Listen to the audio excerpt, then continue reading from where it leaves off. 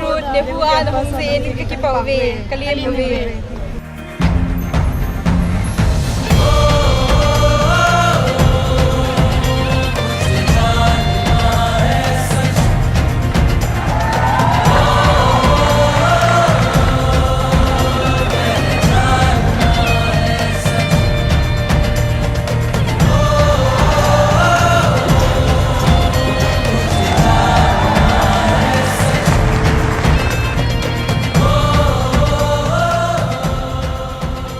Namaskaram and good afternoon to everyone.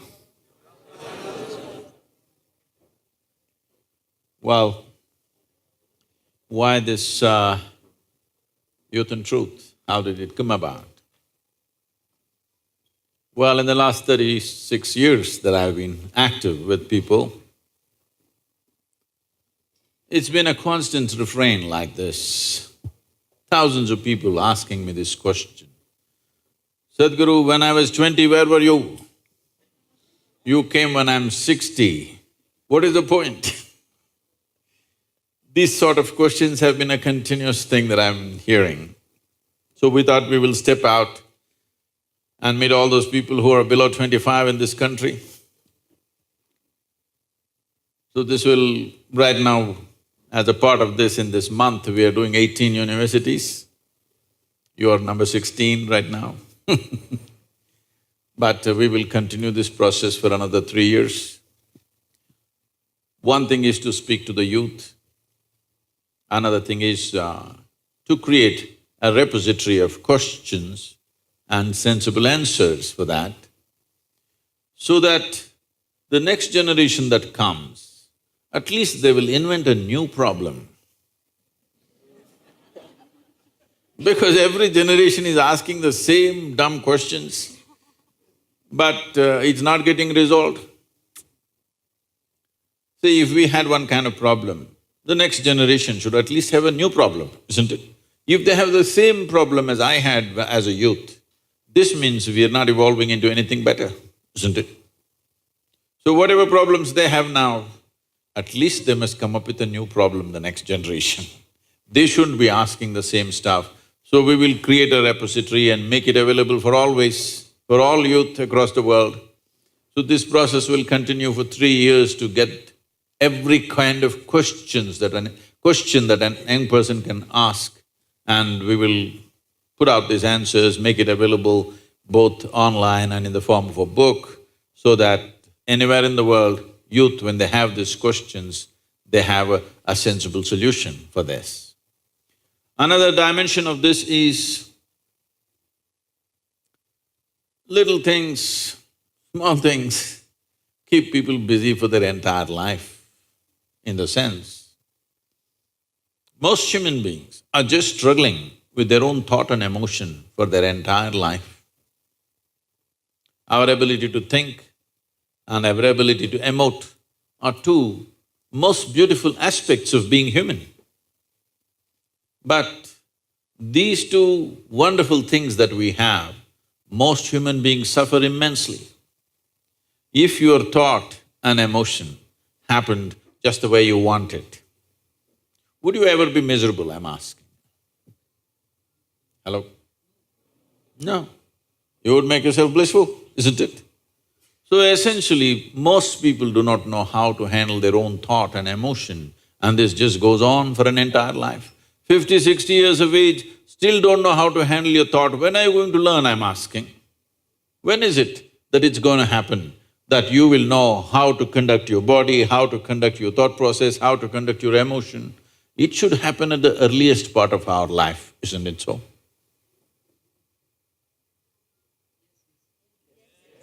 Is this usually a nap time in the university?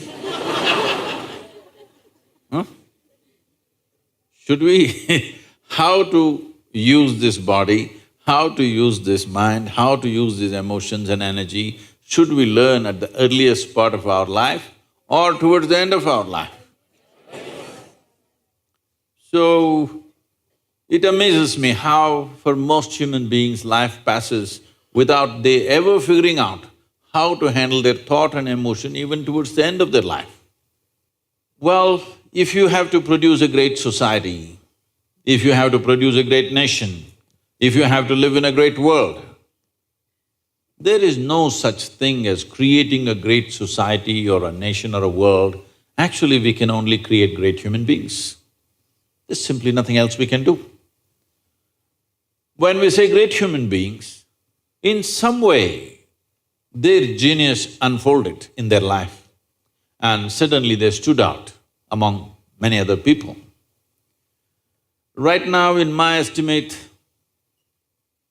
if my percentages are wrong for Shillong, you must tell me, but generally in the world, looking at people, I think not even 1% of humanity manages to unfold or blossom their genius within them. Every human being has a certain genius, but unless it finds an internal and an external ambience, it will not unfold. Just the concerns of livelihood, concerns of sexuality, relationships, family, some problems that keep them busy, their genius will never unfold. In my estimate, I'm thinking it's well below 1%. If we can make this 10% in this generation, if 10% of the humanity manage to unfold their genius, oh, we will have a miraculous world, not a simple world. We will have a tremendously miraculous world. So, one thing that's happened, why we are more competent to do that right now is, never before our survival has been as well organized as it is today. Suppose you were in Shillong 1,000 years ago, morning, if you want water, go to the river, get one bucket of water. Most people today are not even fit to carry a bucket of water for a mile. Yes or no? I mean, just survival kept us so busy. All these thousands of years, just the simple survival of getting water, food, shelter has kept us full on. This is the first time, if you have the needed money, you can go to your shop and buy everything that you want for the next 1 month and not step out of your house. It's possible, isn't it? Food and shelter and other things are better organized than ever before in the history of humanity. I think this is the best time to make an attempt to really help human beings to unleash their genius. And if we do that in this generation, we can become the greatest generation ever on this planet. The possibility is there. Do we have the commitment and the courage to walk the distance? Because between a possibility and reality, there's a distance. Do you have the commitment and courage to walk the distance? This is all it takes. So we are seeing how we can take youth in this direction, because every human being has untapped genius which comes in a package and goes in the same package without ever being explored. We don't want to bury your genius one day, we want it to flourish in the world. This is why we are here. On to you. Hello. A very good afternoon, everyone.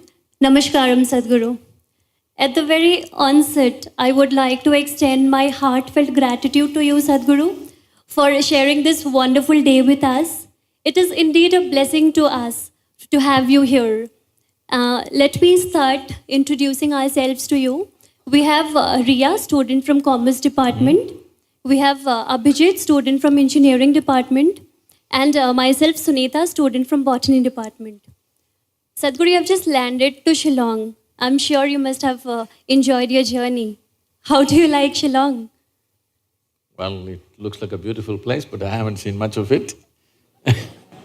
Indeed, Shillong is a beautiful city, but I must say that the beauty of this place has enhanced much more with your presence here.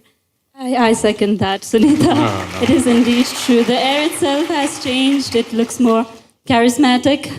Thank you so much for being here with us, Sadhguru. NEHU has been brimming with questions. We received so many questions that it was so difficult for us to come to a few. We've chosen a few, or we've compiled some of the questions asked by you. We will be discussing those questions, Sadhguru, but before that, I would like to brief the audience about today's schedule. So we will be discussing the questions, as I said, asked by you, and then we'll have some questions that we received from social media. from those who have not been able to make it here today. And then we'll leave the floor open to the audience. So if you have any questions, you might as well get them ready.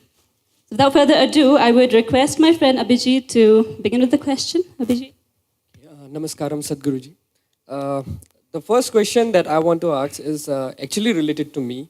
I'm in the last year of engineering, so now there is a very big decision that I have to make now, and people have told me that if I take decisions from my heart, I'll be successful in life. So, but there lies a problem. The problem is that I don't know which thought is coming from my heart and which thought is coming from my brain. So how can I figure out which thought is from my heart and which is coming from my brain?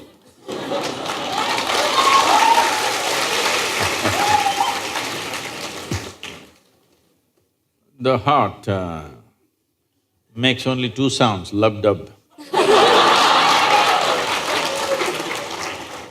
Unless the local girls are disturbing it and it's going crazy. Otherwise, it makes only two sounds. Rest of the noise is all coming from your head. This idea that something comes from the heart, something comes from the brain, it's metaphoric, but unfortunately a whole lot of people are taking it literally. There was a time in many parts of the world, particularly in Arabia, the medical science in Arabia believed the blood is pumped from the liver. You might have heard Urdu sayings about Kalija, have you? Because they believed blood is being pumped from the liver, because liver is a far more complicated organ than the heart. Heart is a simple pump. So do not give it any more responsibilities other than continuously pumping the blood and keeping you alive. Unless somebody here breaks it.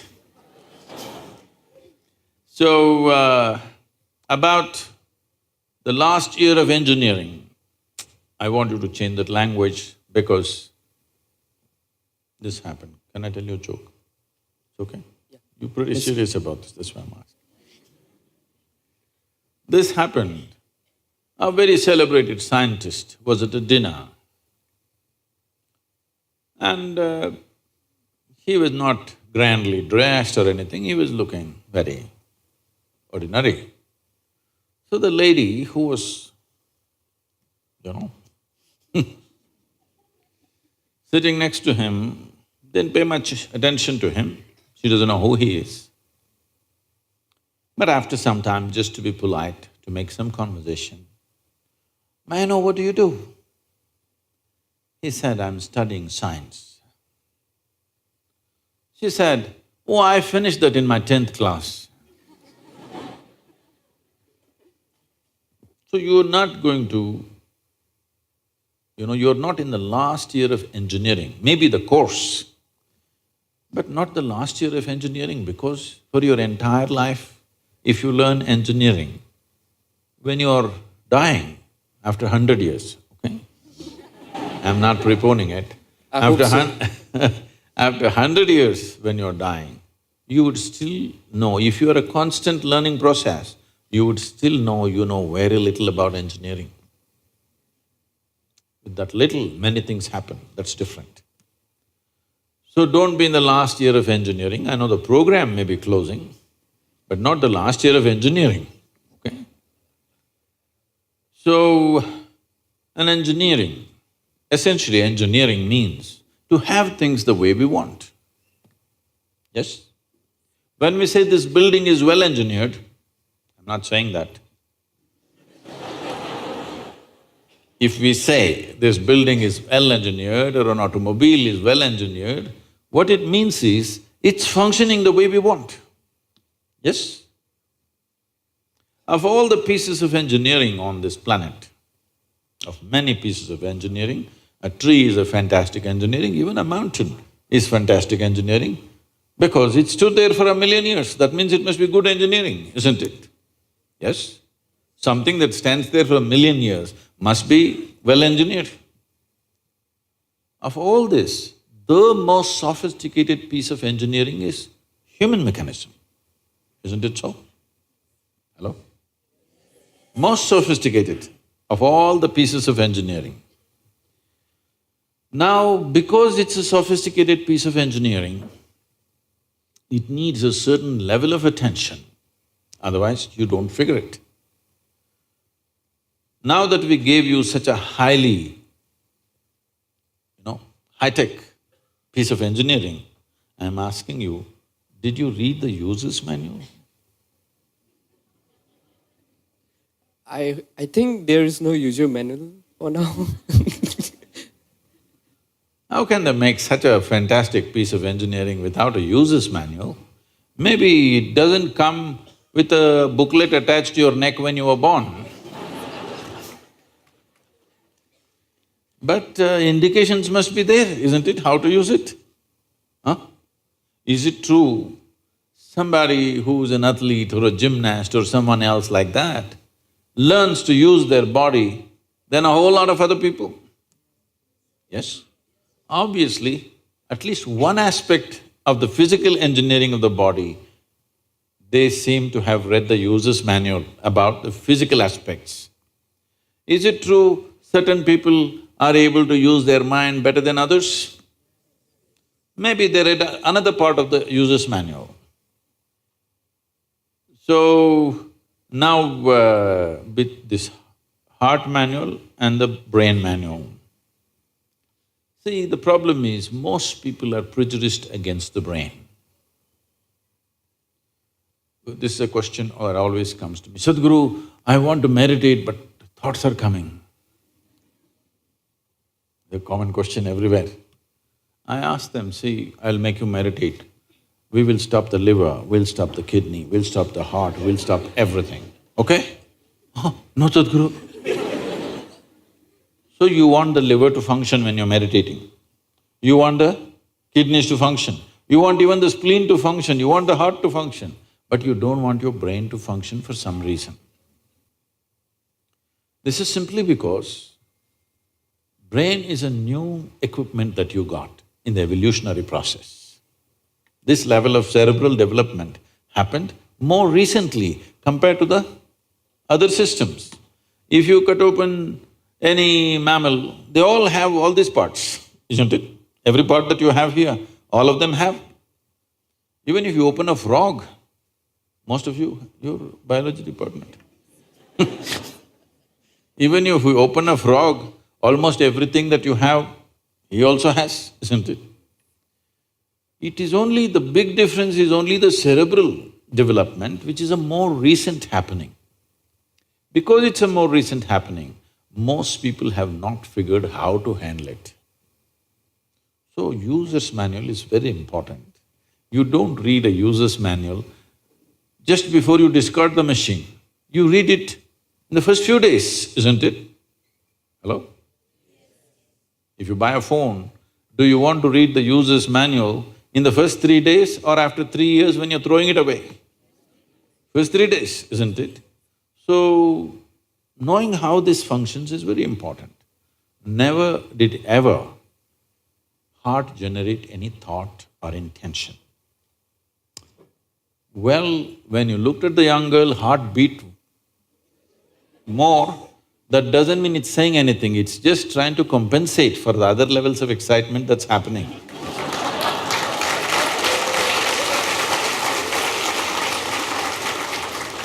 The heart is not trying to say anything, it is only compensating, you need more blood, so it's pumping little harder. That'll happen even if you run up the staircase. Yes? What happens to you little panting when you fall in love also happens physiologically when you run up a staircase, yes or no? Fear also does that to a whole lot of people. So, heart is not trying to say anything, it is just trying to make sure every part of the body gets the nourishment of blood flow. So, it's your brain speaking in different tongues. What's your native language? What's your mother tongue? Assamese. So, Because when you know 2, 3 languages, sometimes it gets confused, sometimes it speaks in English, sometimes in Assamese, sometimes in something else. So you're thinking different people are speaking, heart is speaking, mind is speaking, no. There is thought and there is emotion. People think these two things are saying different things. They're not saying different things. The way you think is the way you emote, isn't it so? Right now, if I think, oh, she's the most wonderful person on the planet, I just have to think. Then my emotions become sweet towards her. Now I think she's the most horrible creature on the planet. Now my emotions become nasty. Yes or no? I cannot think she's horrible and have sweet emotions. I cannot think she's wonderful and have nasty emotions, isn't it so? But today I thought she's the most wonderful person and my sweetness was flowing. Suddenly she did something tomorrow that I don't like. I think she's horrible. Thought is agile, it changes direction just like that. Emotion is little sappy. It takes time to turn around. So that period, you struggle as if there are 2 dimensions of thing happening. Because thought is saying one thing, emotion is still going sweet, because it takes time to become nasty. Everybody struggles, but it catches up or no after some time? Hello? Today you thought she's wonderful, sweetness was flowing, tomorrow she did something you don't like, you thought she's horrible, the thought is clearly saying she's horrible, but emotions are struggling because they can't turn quickly, they take time to turn. But after a week or 10 days or 2 months, depending on how deeply you're engaged, after some time, emotion catches up with the thought. Emotion also says, yes, she's horrible, so let's be nasty to her. So they're not speaking different languages, one is agile, another is little slow in its corners. So it looks like they're speaking different languages. When it comes to what you want to do, you must think clearly, it's very important. Thinking clearly means, the question is not about what will get me this, what will get me that. Is your life precious to you? All of you, I'm asking. Your life, is it precious to you? So before you invest this life into something, you must look whether today if I invest my life into this, after 25 years, will it still mean a lot to me? After 50 years, will it still mean a lot to me? At the end of my life, if you turn back and look, will I be proud of this or will I be ashamed of what I'm doing right now? Doesn't matter what other people say. But you should not do anything that you will feel ashamed of, isn't it so? Huh? It doesn't matter, people say so many things. Everybody has an opinion, it's their business. But you don't do something that you will feel ashamed of, isn't it? Then you're turning against yourself. Somebody turns against you, you can leave them and go somewhere else. If you turn against yourself, you'll have to live with it forever.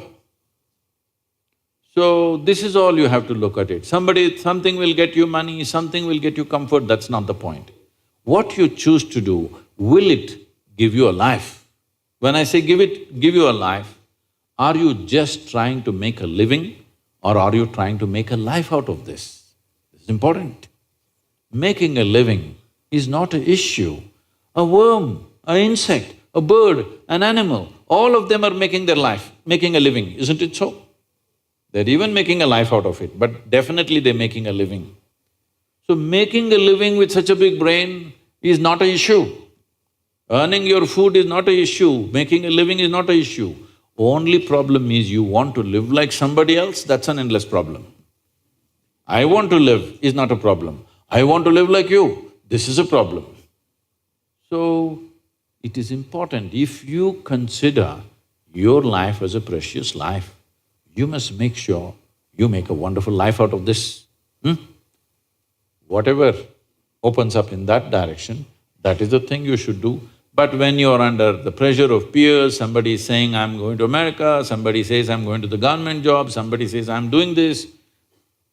So one thing that all of you should do before you make big decisions in your life is withdraw from these pressures of peers, professors, parents, everybody.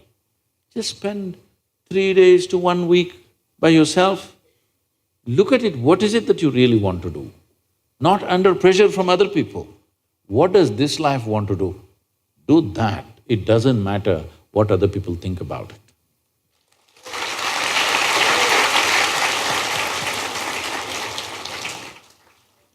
Thank you, Sadhguru. Sadhguru, this is another question I have. You have mentioned on a number of occasions that we cannot ignore the materialistic body that we have been given and that we have to live with it. But how do we find a balance between the materialistic world and the spiritual world? Where exactly do we draw the line, Sadhguru? See, first of all, there is no imbalance. The imbalances come simply because of ridiculous teachings. First of all, there is no such thing as material and spiritual. Even if you're spiritual, you're walking on this planet, isn't it so? Is that material? Or will you go in space? Is this material? So, how do you separate these two things? These sort of teachings and these kind of sayings, these kind of confusions have been generated by people who are not spiritual in their experience. They're spiritual because it is what to say, it's a cultural fad. Somebody read something and they think they're spiritual.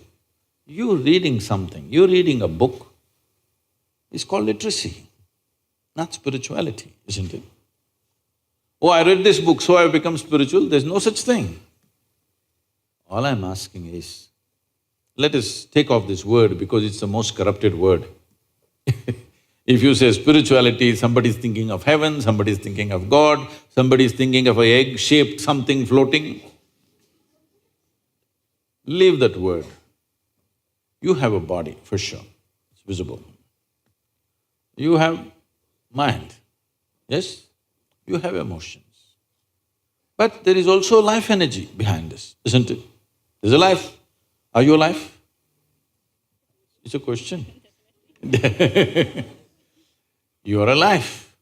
So let's not give it any other name. There is life. All physical material that you gathered from outside, isn't it so? This is just the food that you've eaten. Yes or no? What you call as my body is just a food that you've eaten, or it's just a piece of the planet. What was soil became food, what was food became flesh and bone. Now we are sitting here. We gathered this body over a period of time. You were not born like this. You gathered it slowly, piece by piece, isn't it? Little by little. Similarly, whatever is in the content of your mind, whatever the content of your mind, also you gathered from outside, isn't it so? So this is a heap of food, this is a heap of impressions. Anything that you gather, anything that you ever gather, you can claim it is yours. But you can never say it is me, isn't it so? Hello? Right now, as I'm speaking, I'll take this vessel. It's become very famous, this vessel. This is my vessel. If I say this is my vessel, you will think, oh, Sadhguru's got some problem. But let's listen, everybody says he's wise. After some time, I say, this is me. Then you say, let's go home. I did not say it, ma'am. I was only suggesting, I was not saying.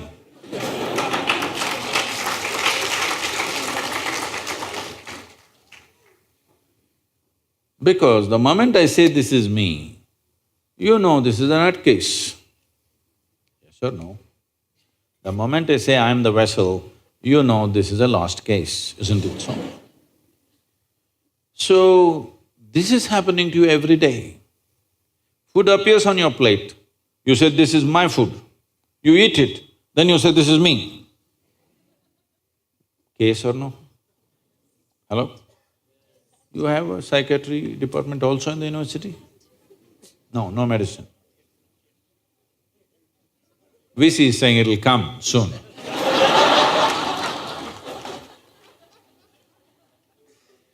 So, definitely you understand what you gather can be yours at the most, but never ever can be you, isn't it so? Is this understood? So everything that's material about you is gathered from outside, isn't it? But to gather all this, there must be something fundamental which gathers all this. Let's not give it a name, we'll just call it life for now. You are alive, but you gathered a body, you gathered information and became like this. Now, if you're only experiencing what you have gathered, that is your physiology and your psychological structure, that means you're going through life process without touching life ever. Just the surface aspects that you gathered. You are only experiencing the accessories of life. See, today when people use the word life, you have to sift through that because they may be talking about their job, they may be talking about their family, they may be talking about their dog, they may be talking about their wealth or business. When they say my life, you are supposed to understand what the hell they're talking about. They're not talking about life. Yes, they're talking about many things. Accessories. Accessories don't make the real thing, isn't it? This is like, for the sake of aesthetics, if you have a skirt, you will add frill to it. Now, many times it's happened in societies, it's happened to many people. They went on adding frills. Frills became so much of their attention, they forgot to wear the skirt. That's an embarrassing way to live, isn't it? That's all that's happening to humanity right now. They gathered so many things, now they've forgotten what is the basis. Only to facilitate this life to happen better, we gathered all these things, isn't it? Yes or no? Everything that we gathered, including our education, you're educating yourself because you believe, if I'm well educated, my life will be good. You will get married, why? Because you think if I'm with somebody that I like, my life will be good. You have children, why? Because somebody convinces you if you have children, life will get better. You have a dog, why? Because you understand if you have a dog, maybe life will be better. When nobody else is reliable, dog will be there. Yes. It's not only man's best friend, it's a woman's best friend also these days. So, we gathered all these things only to enhance this life, but this has been totally forgotten. So, if this comes into your attention, then we use this most corrupt word called spirituality. That means you started experiencing something more than the physical. Why I'm saying this is, right now your entire experience of life is limited to seeing, hearing, smelling, tasting and touching. This is the way you know there is a world, this is the way you know that you are existing right now.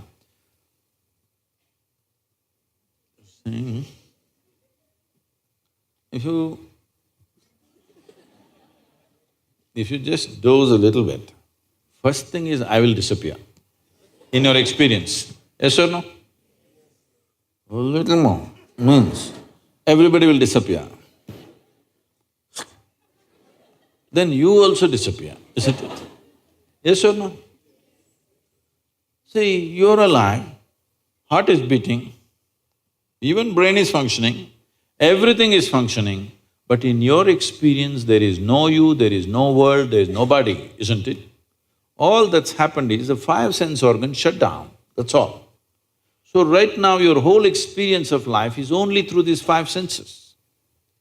So these five senses in the very nature of things can only experience that which is physical. See, you can see only those things which actually stop light, they must be opaque, not only physical, even the air is physical, but you don't see it. Simply because only if it's opaque, if it stops light, only then you see this. Suppose my hand doesn't stop light, you don't see it, isn't it? Do you see my other two hands? No, because they don't stop light. Anything that does not stop light, you don't see. But isn't air vital to your life? Hello? Just because you don't see it, can we dismiss it? Is it very important? Vital. Similarly, the life that you are is not visible to these two eyes, but it is the most vital thing, isn't it? So, there is no need to balance. They're all perfectly balanced, that's why you're alive. Spiritual process does not mean you are going to invent something. Always, spirituality was referred to as realization. Realization means what? Something that has always been there and I was stupid enough not to see it, today I saw it. I did not invent anything, I did not create anything. Something that was always there, I saw today. Though it is all the time here, I did not see it, only today I saw. This is realization. This is not an attainment, this is not an acquisition, this is not something else. This is just realization. So, realization does not change any dynamics of life. It's just the way it is. But because you realized, suddenly you are empowered. Just because we realized the planet is round at one time, it has empowered us in so many ways, isn't it so? If we thought it's flat, which as we did some time ago, no, but we just realized we didn't make it round. It was always round, but we thought it's flat. But one day we realized it's round. How it's changed our life, isn't it? Similarly, spiritual process means just this, you're not doing anything. You just started seeing everything the way it is, rather than imagining it some other way. And seeing things the way they are is the biggest empowerment you can have, isn't it? In your life, whether you want to engineer or you want to run commerce or you want to do biology, first and foremost thing is, you see it the way it is, isn't it? If you don't see it the way it is, everything that you do will be wrong, not one thing. Everything that you do will be wrong. Suppose we thought the earth is flat and made 1,000 calculations about this planet. Everything, not one thing, everything will be wrong, isn't it so? So without realization, not one thing, everything is wrong with life.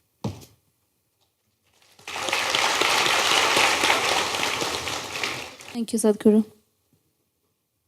Sadhguru, I'm so lost in your words that I don't want to ask any question. I just want to listen to you, but this is a part of my job. That is why… no, that is why you ask a question. And this is a part of my job too. I'm put here to ask question to you, so I'll put up an intense question to you now. Sadhguru, in context to space and food, should human race, especially in India, now stop reproducing and start adopting children instead? But to adopt, somebody must be reproducing, right?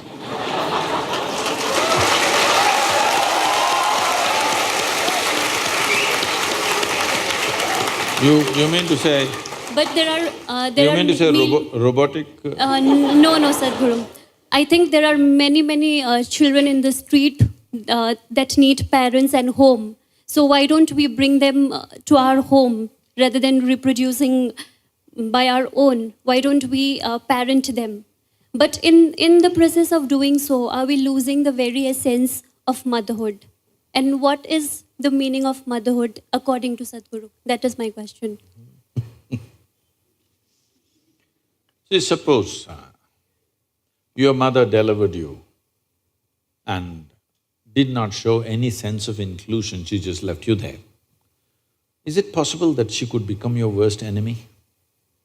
Yes or no? Very much, isn't it? Yes. So your mother is your mother not because she biologically delivered you. Your mother is your mother because in various ways she showed you that she is holding you as a part of herself. Yes. Just biological delivery did not make her mother. Biologically, yes, because you are from the biology department.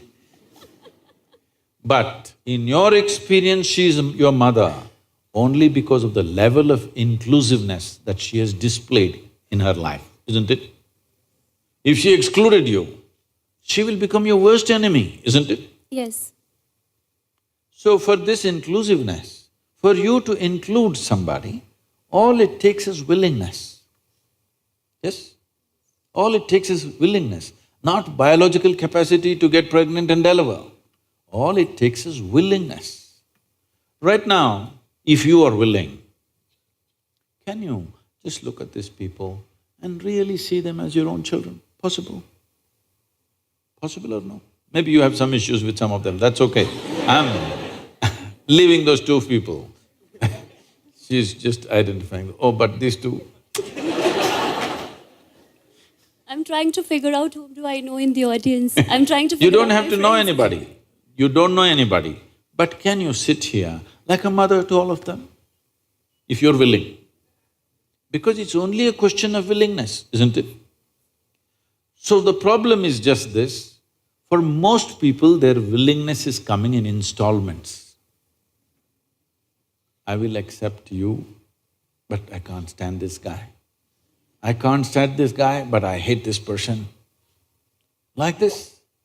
Now he has to do many things to me for me to accept him slowly. But if you really look at it, the nature of human beings is such. Take the example of somebody who's closest to you in your life.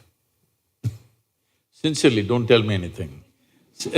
Sincerely, you look into it and see how many layers of resistance you have for that person who is dearest to you in your life. Yes or no? Many layers of resistance. Because of that, we have become like this. Unless something falls out of my body, it is not mine. Even what comes out of your own body is not yours. Children will make you realize as you grow old.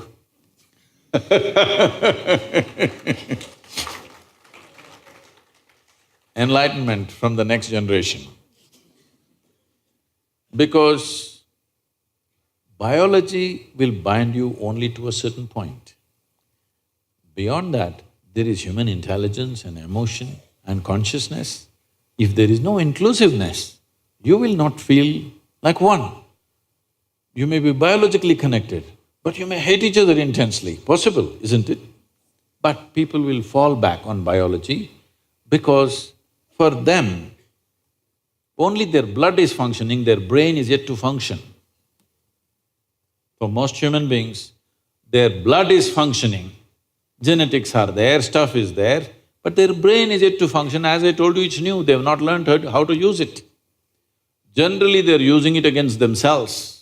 They call this stress, they call this anxiety, they call this depression, misery, whatever. Essentially, your intelligence has turned against you, that's all, isn't it so? Hello? You can give it many names. When the psychiatry department comes, they will give you many labels. They have identified some 72 or 74 varieties of mental ailments now. So they'll give you one of those titles.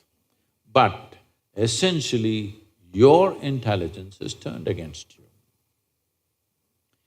So, can I tell you a joke? Okay. Because you said it's a very intense and serious question. The biggest problem with human life is, we have taken ourselves too seriously. This is the biggest problem. See, on this planet, you're just a pop-up. Have you seen those pop-ups on the computer screen? They come poop and poop. You are just that on this planet. In the life of this planet, you're just a pop-up for 2 seconds and out. Countless number of people who thought they were bigger and smarter than you have been here before you and me, isn't it? Where are they? All topsoil? Yes or no? This one also will become topsoil after some time, unless your friends choose to bury you real deep, fearing you may raise from the dead. You know, there have been such… This happened. There was a couple in Texas, United States. They were over 75 years of age. It was their life's dream to go to the Holy Land, Jerusalem. But you know, marriage, children growing up, university, marriage and grandchildren, da-da-da. Once you start one thing, it's an avalanche, you know. Many things will happen. Now they're over 75, now they got an opportunity, so they went to Jerusalem. Jerusalem is a place where every cobblestone is bleeding with history. So they walked that street where Jesus is supposed to have walked, felt overwhelmed. Went to that place where Jesus is supposed to have walked upon the water. Like this, they went all over the place. Very excited. Unfortunately, the lady had a heart attack and she died. So the man was preparing to take the body back to Texas. But then the local people came. They said, "This is the Holy Land. This is the right place to die. Your wife has done the right thing. There is no point taking this body to Texas, and taking the body to Texas, the flight charges are $18,000 plus local charges out there for rituals and stuff. Here, because you have lost your wife and you come for America, just $20,000 will finish everything." The man looked at them and then he said, "No, I will take her back to Texas." Then they said, "Okay, it's all right, because you're from Texas, we'll give you a super discount. $12,000, let's do it. This is the place, the Holy Land." The man thought about it and then he said, "No, I'm taking her back to Texas." Then they said, "See, you lost your wife of 45 years. You're not thinking straight. You're distressed. Don't do this. This is the place to die, right place. Because you're distressed, we'll give you super discount. We'll make it $8,000. Let's do it now, come on, come on." The man thought about it and said, "No, I'm taking her back to Texas." They said, "Why? What's the point?" He said, "In Texas, dead stay dead."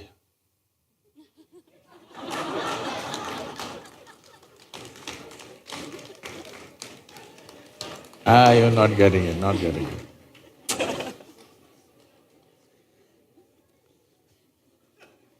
So, our biological connections are important, I'm not saying no. But we have overly exaggerated this. This I'm calling as Dhritarashtra syndrome. Dhritarashtra, at any cost my son, he's a bloody idiot, it doesn't matter, at any cost my son.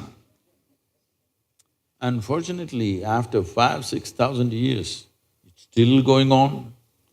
I get down in Chennai, if you get down at the Chennai airport, first neon sign advertisement is a fertility clinic. I say, my God, in India you need a fertility clinic? What you need is an infertility bomb.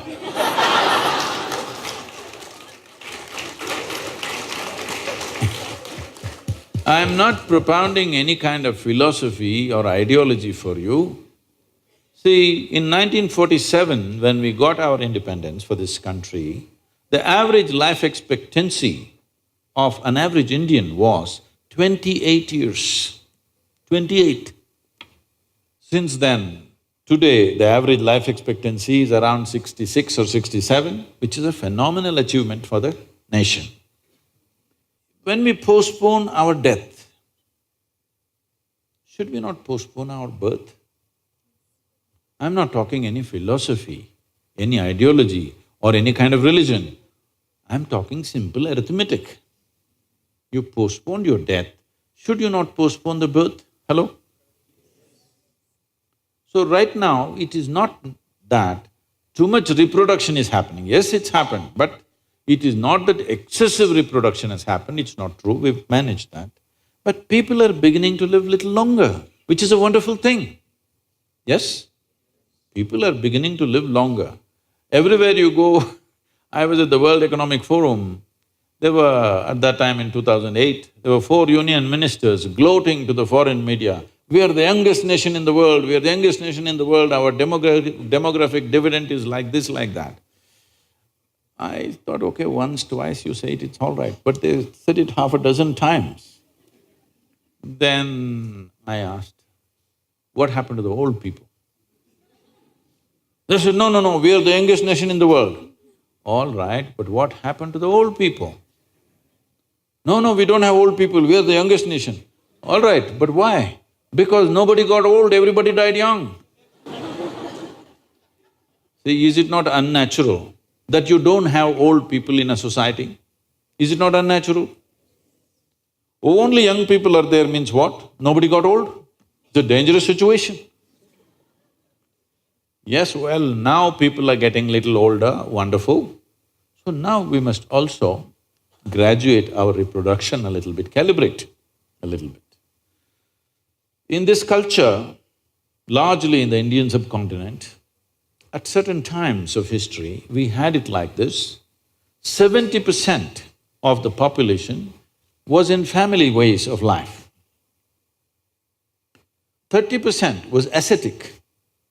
They were taking sannyas or whatever, they're never getting into that aspect. Just this managed the population very well. Just this one thing, 30% never engaged in sexual activity or marriage or anything, they did not produce children. So the remaining 70%, even if they had 5 children, by the time the child becomes 15, normally nature made it into 2 or 3, always. And periodically there were wars and people died more easily in the past because there was no such medical thing. Those who were not fit to live, they died. Today we have many things, it's all great that we've done certain things for the human well-being. But we must also understand the land that we live upon also has a life. It's a life by itself. You can't just be occupying every square inch of it and thinking, we are doing something fantastic. You're stupid. Because today there are some studies which say, if all the insects on the planet die today, let's say all insects died today, in about 4.5 to 6 years' time, all life on the planet will disappear simply because there are no insects. Except deep down in the earth, there are certain microbes which may survive. If all the worms die today, in 18 to 24 months, all life on this planet will disappear, including you and me. If all the microbes disappear right now, all of us will be dead within 1.5 hours. But if all of us disappear, planet will flourish. Yes or no?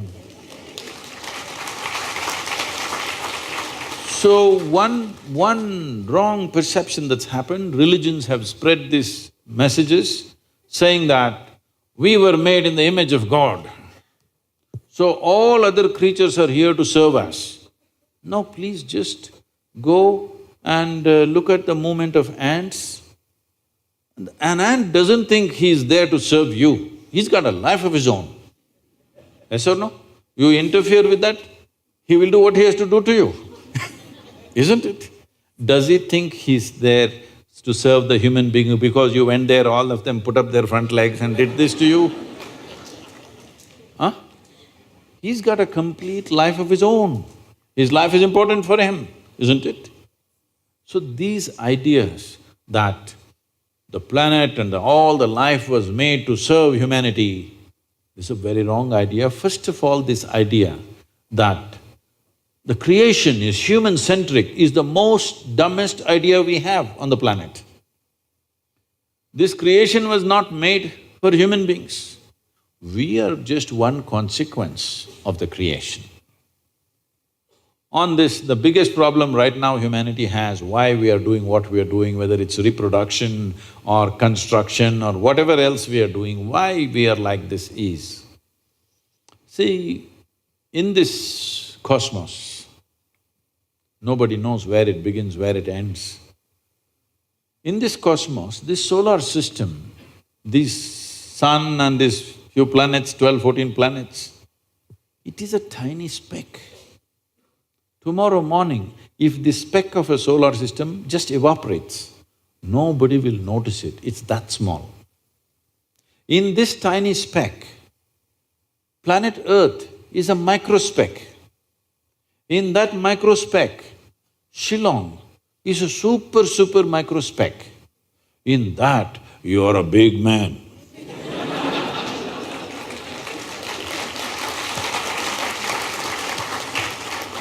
This is not a small problem. This is not a small problem, this is a very big problem. So everybody wants to leave their footprint. Reproduction largely is a footprint. People want to leave a footprint. I'm not saying nobody should have children, nobody should have children. But once you become human, the difference between us and other creatures is, whatever they do, we also do. They eat, we eat, they sleep, we sleep, they reproduce, we reproduce, they die, we die, all right? We're doing the same things. But the significance of being human is, we can do it consciously. Reproduction also must happen consciously, isn't it? Hello?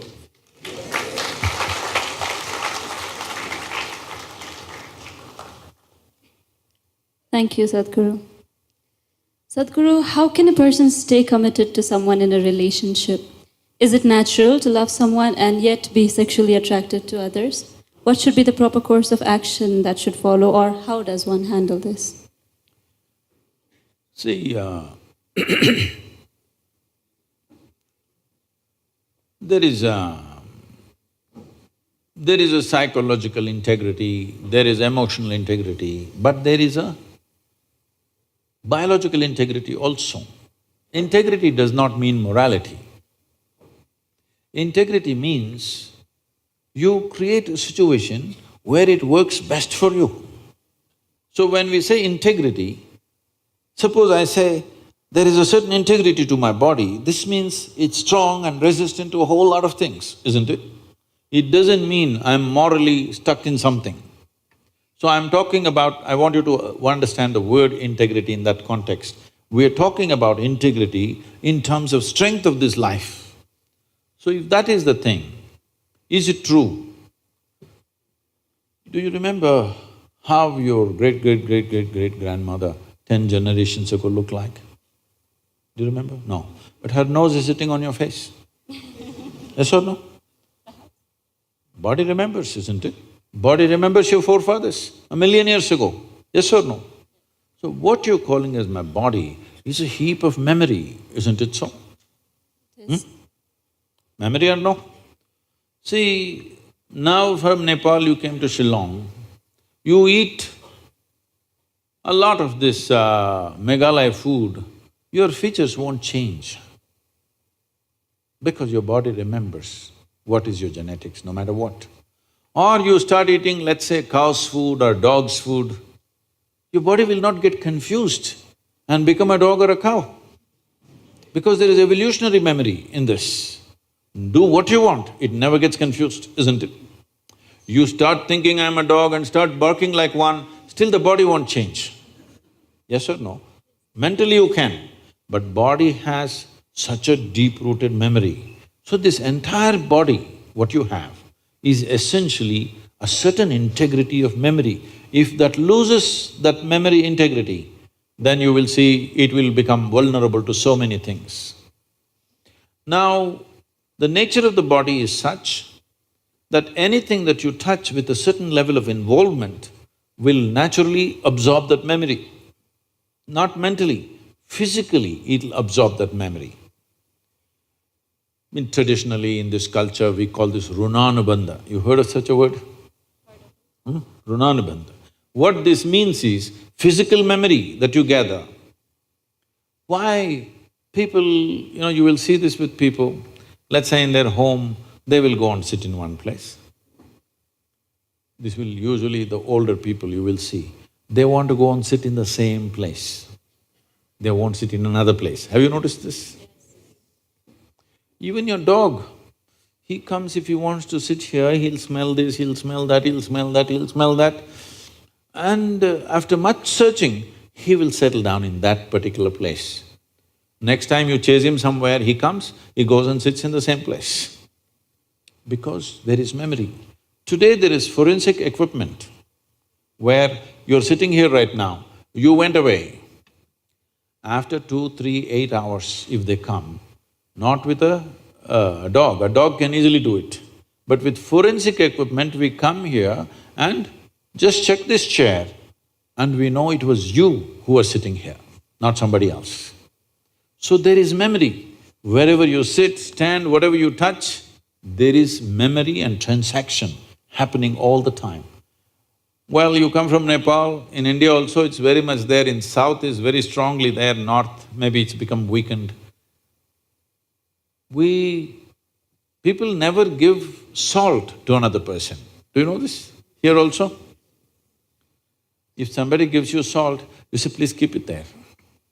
Because there are certain materials which transmit memory much better than others. Salt, sesame seeds, lemons, like this, if you give traditional people, they'll say, keep it there, I will take it.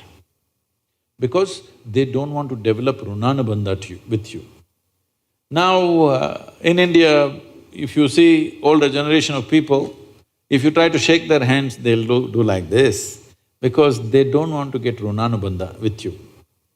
Because the idea is to keep the integrity of your body's memory in such a way that it doesn't become vulnerable to other things, that you become a very integrated life. If you want to nurture yourself to be a certain possibility, then you have to maintain the memory integrity. This is what runanabandha means. You keep your physical memory to the minimal. A sexual interaction is something where a huge amount of memory is taken from one to the other. So always, not in this society, everywhere else, forever people saw the advantage of keeping that memory to the minimal. If you make that memory very complex, you will see to be at ease will become very difficult after some time. There will be pleasure, but there will be no joy in your life. You can observe people, don't go by what I'm saying. You can observe people, they will have pleasure, they will giggle all the time, but you look at them, there is no joy in them, there's no ease. Because the ease will go away with excessive memory. This is not only with sexuality, there are many other things that you do like this. Right now you see this very much in the Western societies. Wherever I go, especially in America, people will come, Sadhguru, where is my hug? I say, it must be with you. Why is it with me? It is not like at a certain moment when you feel close to somebody, you hug them. It's like all the time you have to touch people, because today's psychiatrists are analyzing these things and saying that is because they have not been sufficiently touched by their mothers and parents at an early age. When they grow up, they're desperately longing to touch somebody all the time. All these things have a serious impact on one's life. How much physical contact when the child is born, this will determine how much physical contact they will long for later on. And the memory of what an infant picks up from the mother at that time, because till a child becomes 4.5 years of age, in many ways, energy-wise, it's not a separate life, it's still attached to the mother's body. Actually, if by nature if people go till then, they must be drinking the mother's milk and connected up to 4.5 years, that's how naturally it was. So, the energy doesn't mature at that time, more and more memory that you get from the mother is better and better to strengthen this. But once the child begins to move out and becomes an individual, life is organizing itself. People come to me and say, Sadhguru, can you bless my daughter, can you bless my son? First thing I ask is, how old? If they say 15, 16, 18, all right. If they're over 21, I say no. Because me blessing you, blessing will not go to your child. You may still think emotionally that's my child, but as far as life is concerned, it's become fully separate. Generally, the course of life is considered to be approximately 84 years or 1008 cycles of the moon. The cycles of the moon and our body is very directly connected. Only because our mother's bodies were in sync with the cycles of the moon, we are born, otherwise we wouldn't be born, isn't it? Hello? So, a full life is considered 1008 cycles of the moon, which will approximately considered as 83 to 84 years. So if one crosses 84, it's considered a full life. In this, the first quarter is the only time when it is connected to parentage. After that, the child must move, because energy-wise, you cannot connect those two lives anymore. So that is when the longing, if you have not created enough integrity within yourself, the longing for another body multiplies. Even though the hormonal phase may be higher between 15 to 20, the longing to bind and bond with somebody increases after 21 years of age because unknowingly you're like a satellite who fell off the main mother. You come off the motherboard. Now you want to attach to something unless you find some integrity. This is why between 12 and 18, one must do lot of sadhana to strengthen the body so that you don't desperately bind yourself to something or somebody. You must consciously, if you wish to take a partner, it must be a conscious process. If it's a compulsive process, then you will pay the price for it. This is not a question of morality. It is not that this is sin, that is sin. The question is, what is your priority in your life? If your priority is to make this life rise to a higher possibility, then you must be conscious. If you want to somehow live and go, it's okay.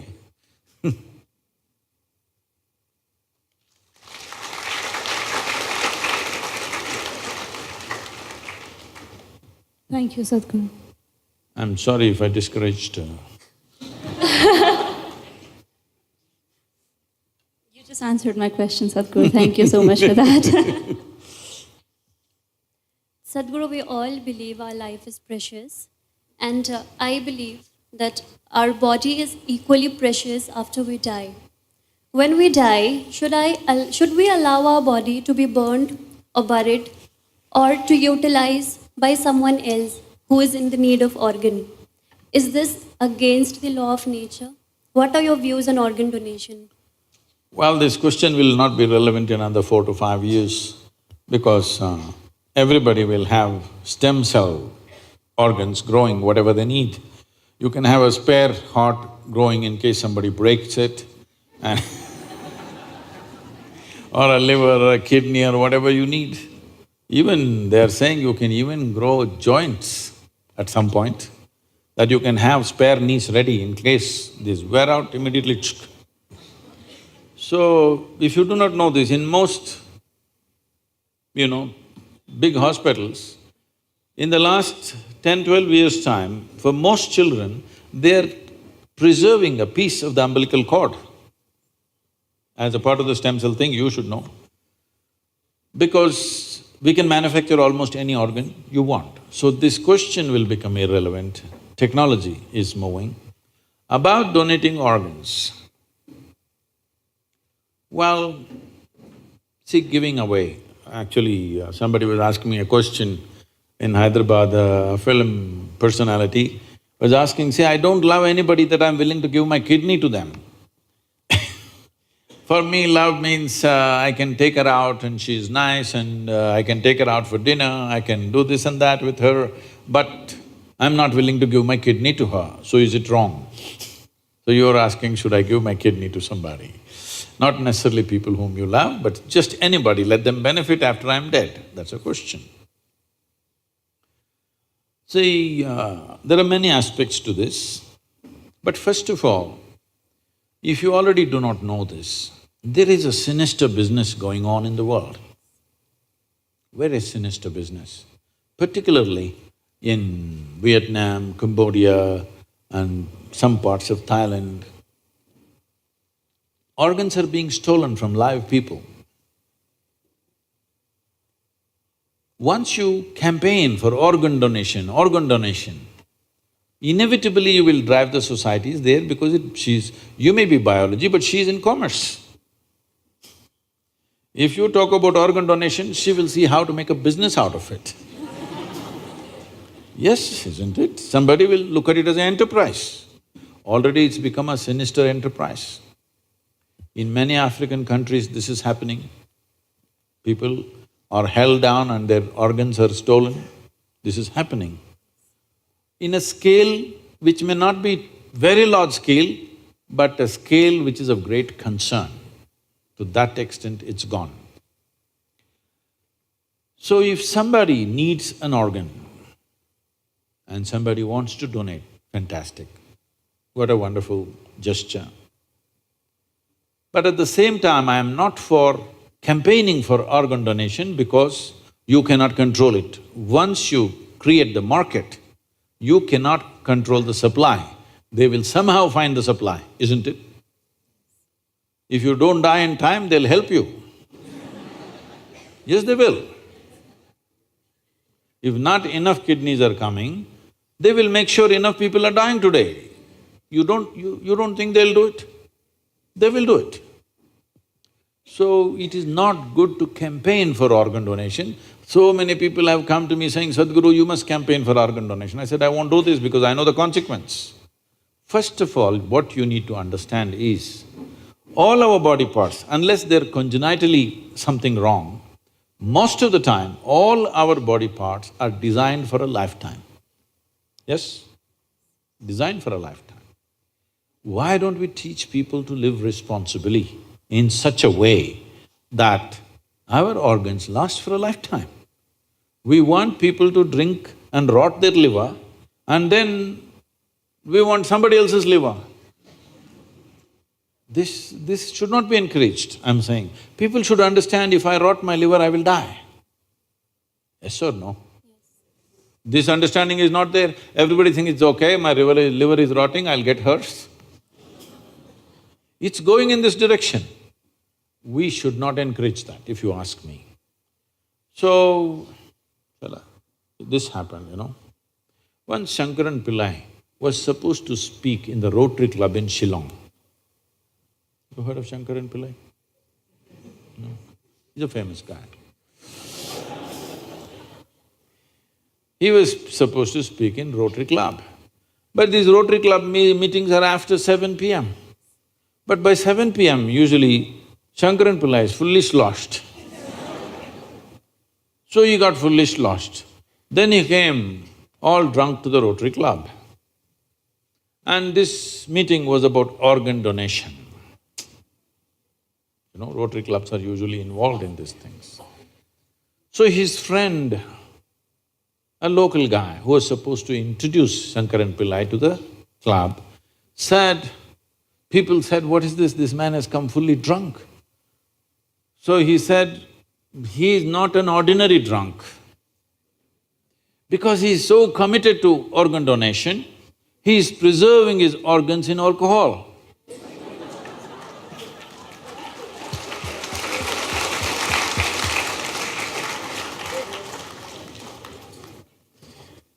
So you want to preserve.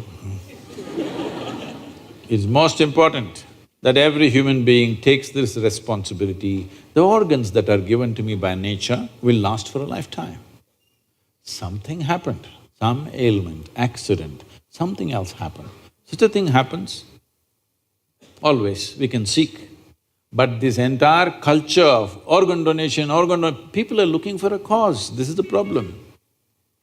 If you campaign too much for this will become a sinister possibility. Fortunately, the stem cells are coming and that could change everything.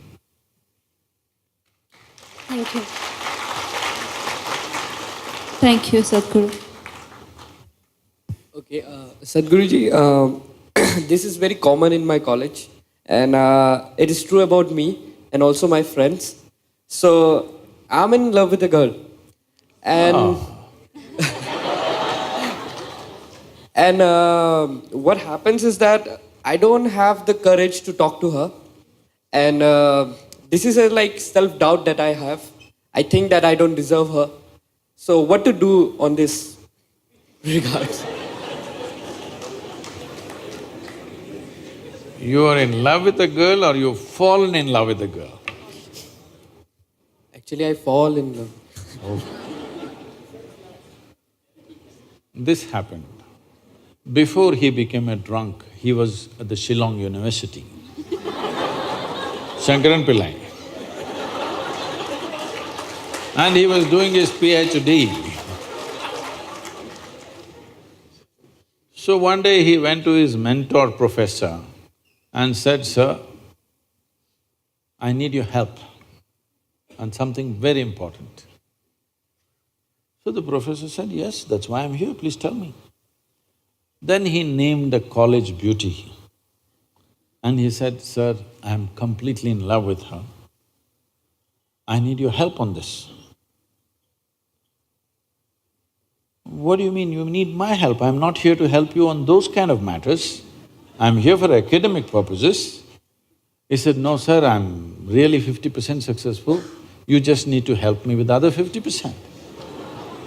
He asked, what is 50% success anyway? He said, I'm completely in love with her and she doesn't know. The other 50% you must help me. So, just enjoy the love affair because because now it's totally in your control. If you also bring her into the picture, now she will take charge of it.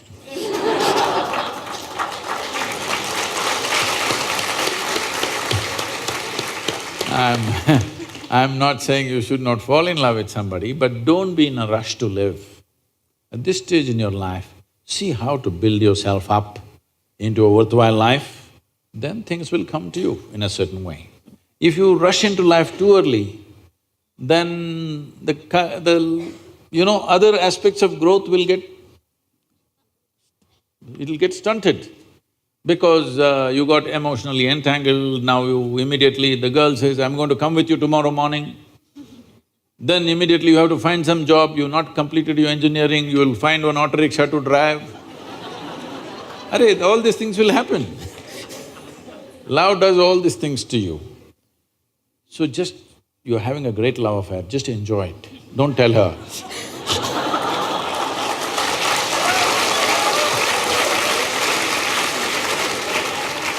Sadhguru, I think he also kind of, wanted to know about self-doubt that he has, although the context was that, but he's primarily asking about self-doubt.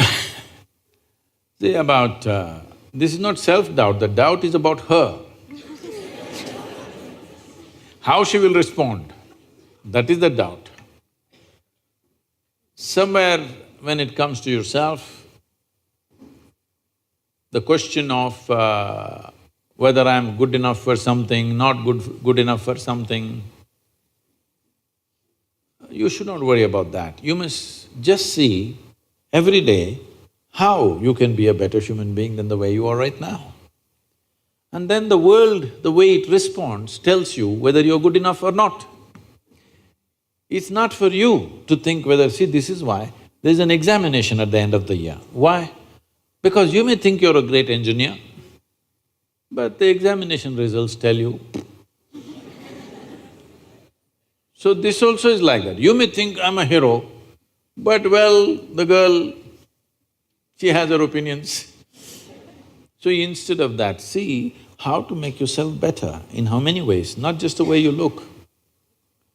Because your looks will be ignored after some time. You have to make yourself better. How to make yourself better? At least you're trying to make yourself into a good engineer, that's a good idea. Another thing is, just see, better means what? What is it one thing that always draws people? What is it that one thing that makes a person look wonderful is, it is not the shape of your nose or the point of your chin or your hairstyle or something. A joyful face is always a beautiful face, isn't it so? Your nose can be like this, it doesn't matter. Joyful face is always a beautiful face. Do that one thing, maybe she will fall in love with you.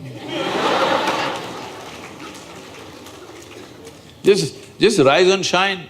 If you rise and shine, everybody will look in that direction, isn't it? Learn to sing a song. We can train you if you want. Just one song that may make her fall in love.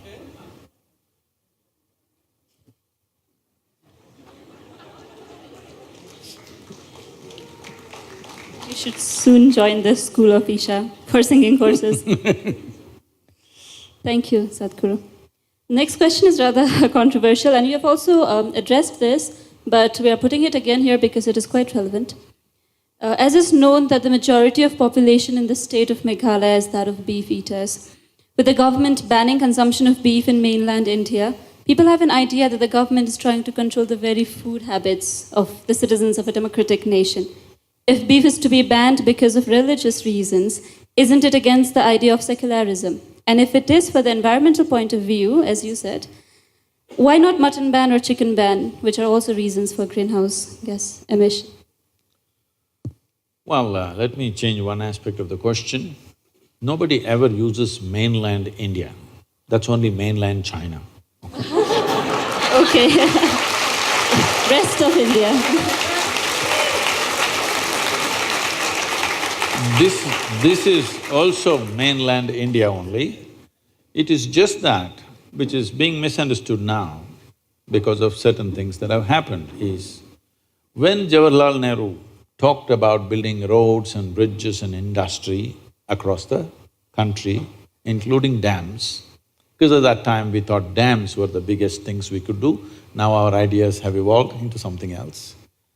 When there were plans for Northeast, he was advised that don't touch Northeast. It is pristine nature and tribal cultures. Do not try to modernize and destroy this. It's best it is left like that. So, initially it was a conscious decision not to touch Northeast because people were beautiful, they were living in their own ecosystems. There was no need to bring simply cars and trains and airplanes and make them like the rest of the world. They were doing great by themselves. But later on, development started happening in unplanned ways, little bit. At that time, they should have decided. But because the same party was in power, they respected the decision that Jawaharlal Nehru made. When he made the decision, it was a conscious decision. After that, it was just an emotional stuff, for which northeastern region has kind of paid a little bit of price. I wouldn't say it's a price, because living in pristine nature without all the rubbish that you see in the rest of the cities, I think it's a great thing. But today, because of connectivity, because everybody is watching on the television, on the internet, how big cities are, how New York City is, how London is, how something else is, when you did not see any of those things, I think people here were doing fine by themselves. That way, the only country which has made a conscious decision like this and successfully going with that is probably Bhutan. Everybody else has succumbed to Western ways of life and they think we also have to become like that. Now it's unstoppable everywhere, including Northeast. Here, if you do not know, some 15,000 kilometers of highways being planned. Once that happens, entire India will be driving all over Northeast, okay? I went to Ladakh and you won't believe, I went to Siachen for the yoga day. Thousands of motorcycles, all kinds of people who have no idea how to balance on two wheels also or on motorcycles.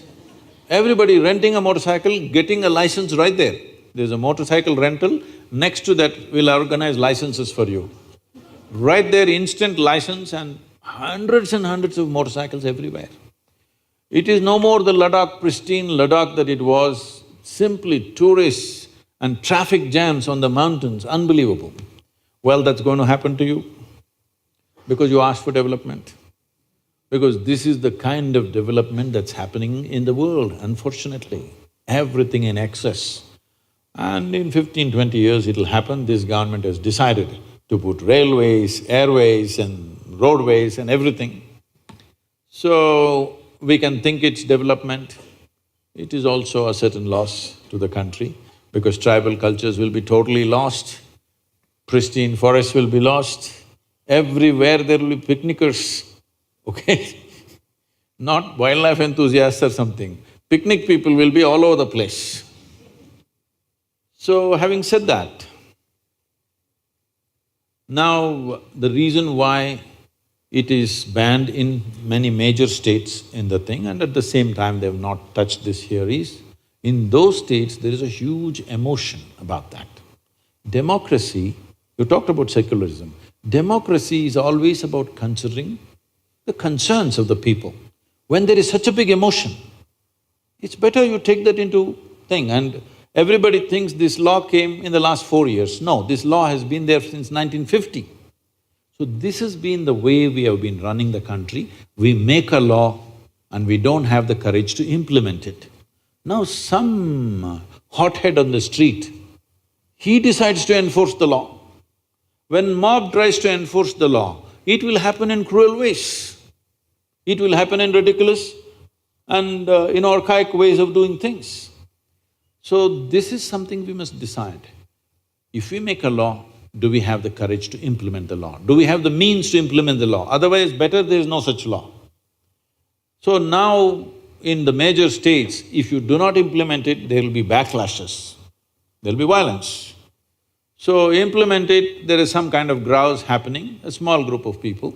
It's better to manage them rather than create a on-the-street battleground, okay? You don't want that right now because we are poised for economic development.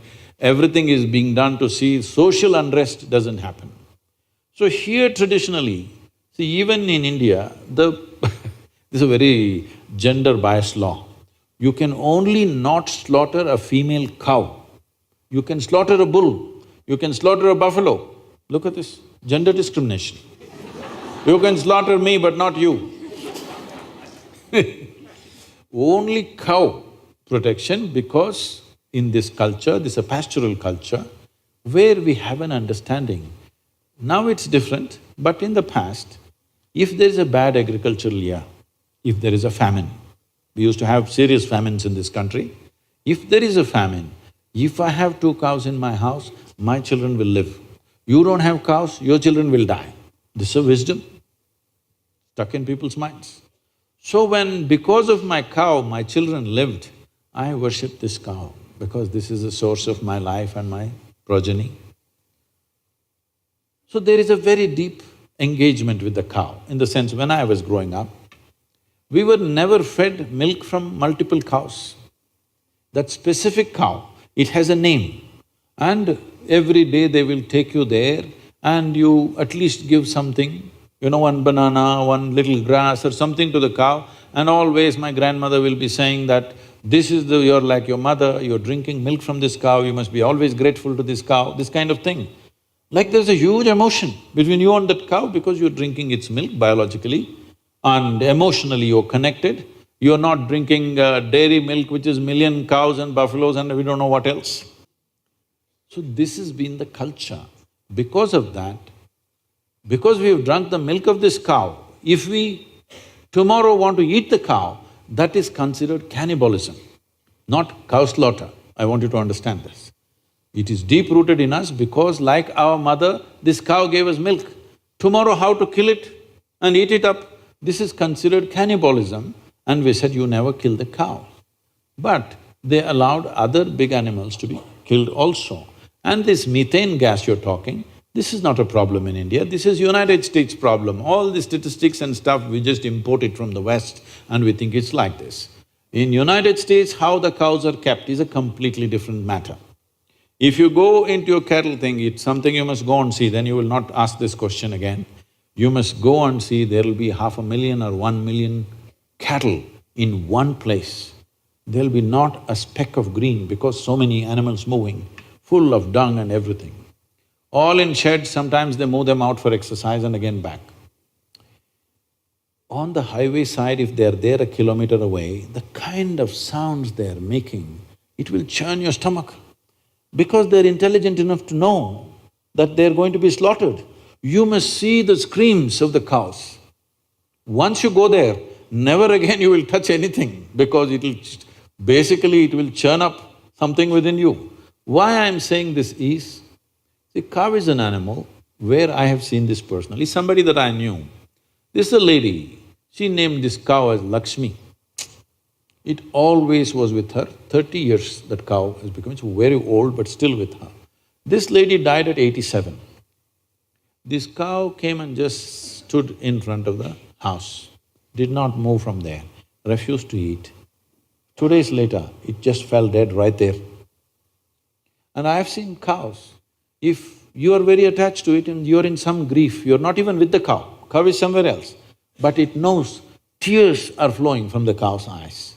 So because it has human emotions, we said you cannot kill this because it is exhibiting human emotion. If you kill it, it amounts to cannibalism. When there is such a sensitivity, if you say, in front of my house you will slaughter, obviously there is going to be a problem. So in this part of the country, there is no such sentiment, so they did not pass the law. I think it's a very sensible thing to do, isn't it? But every doctor in the world is telling you, red meat is the source of every goddamn disease you have, so you better change.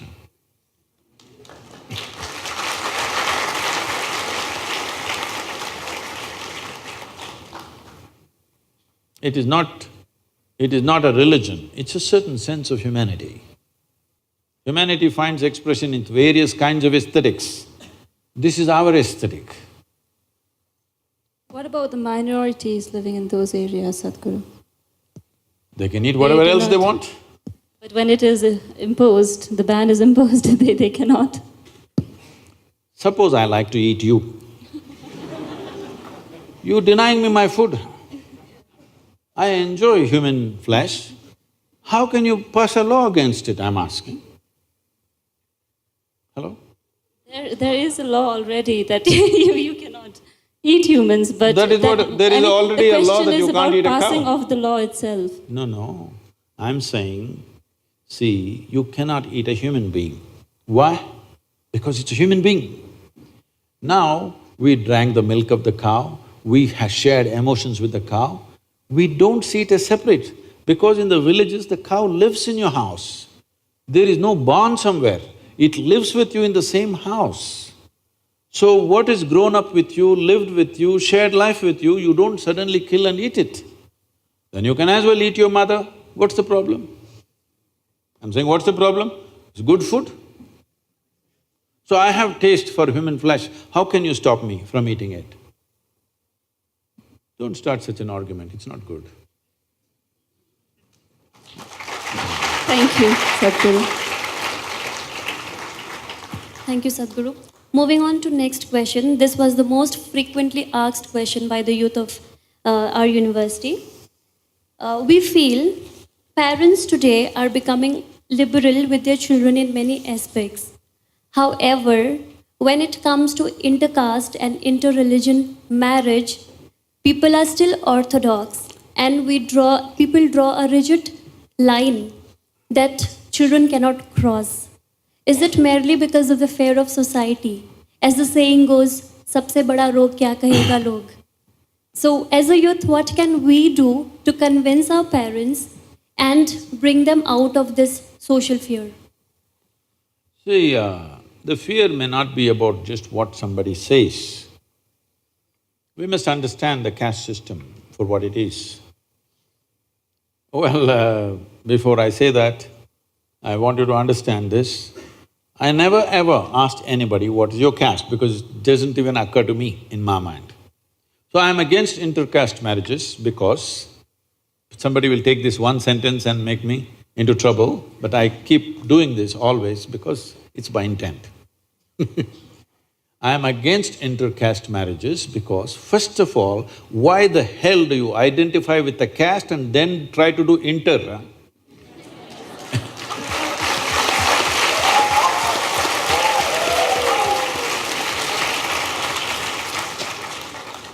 When I was young, if I wanted to marry somebody, I won't even bother what the caste is, I never asked. Actually, this happened to me. My wife, I never asked what's her caste. I just came home one day and told my father, I'm marrying this girl. He asked, who is she? I said, her name. I only knew her pet name, I didn't know her full name. Because that's what I called her. Then he asked, who is her father? I said, I don't know. He said, what? You don't know the father's name, you'll marry her? I said, I wish to marry only the girl.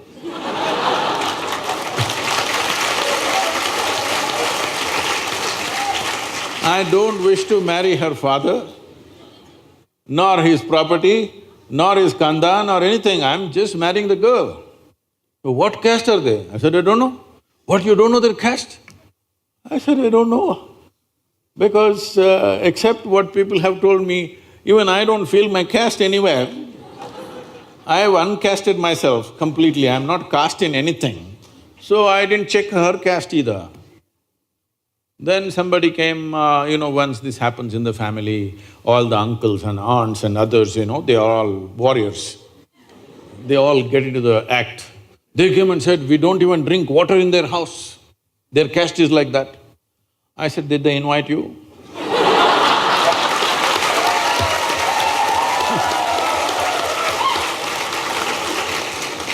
They have not invited you to come home. Only after they invite you, whether you want to drink coffee or whatever, we will see. Right now they have not invited you, nor am I planning to take you to their house, nor am I planning to go to their house. I'm just marrying the girl. They couldn't believe it. I said, boy, how can we do this? Our families can't sit together, they're caste. I said, I never said I'm inviting you to my wedding either. So, I just declared to my wife, I said, you're my wife, that's it. She said, this is all no witness, no arrangement, no garland. I said, see, no bloody witness can ever hold me to anything.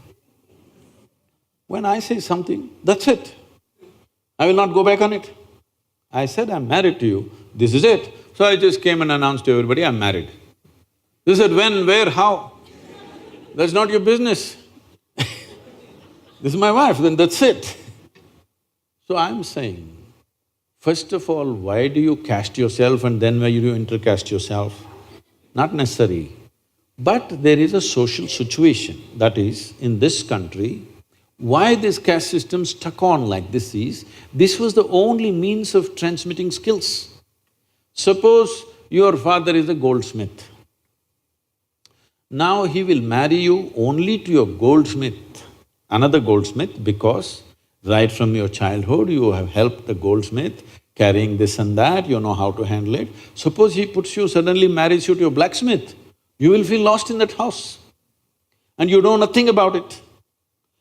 Because knowledge was transmitted only through the family tree. Today, we don't know what his father is, but now he's become an engineer. We don't know what your parents are, now you're becoming a bio thing, because we have institutions which transmit knowledge. When there were no such institutions, family was the only institution transmitting knowledge, so we didn't want to corrupt that, so we maintained that. Now that is irrelevant. One part of the caste system has become irrelevant. Another reason why people are sticking to the caste is because there's no social security in the country.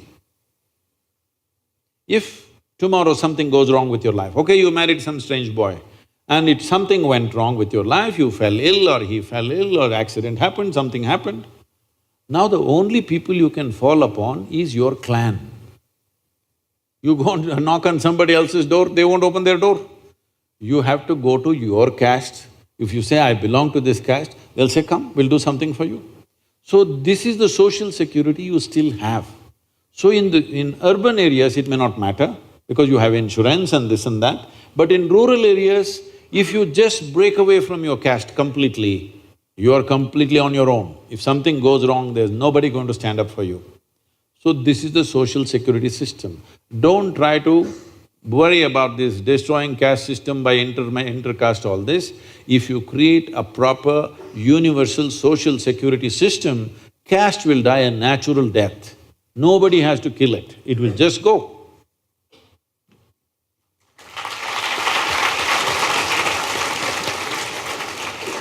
Sadhguru, this is the final question of the round.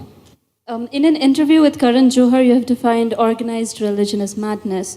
But the matter of fact is that the majority of the people in the planet do identify themselves with one religion or the other. And in the process, they create some kind of wall between those of different faiths. So what can we as youth do to break that wall and help everybody live united? People divide themselves in so many ways. As you just now said, mainland India. We'll pardon you because you're from Nepal. Mainland China, mainland India, not like that, just India. Now, the thing is, see, for a whole lot of people, they're not in such a level of consciousness right now.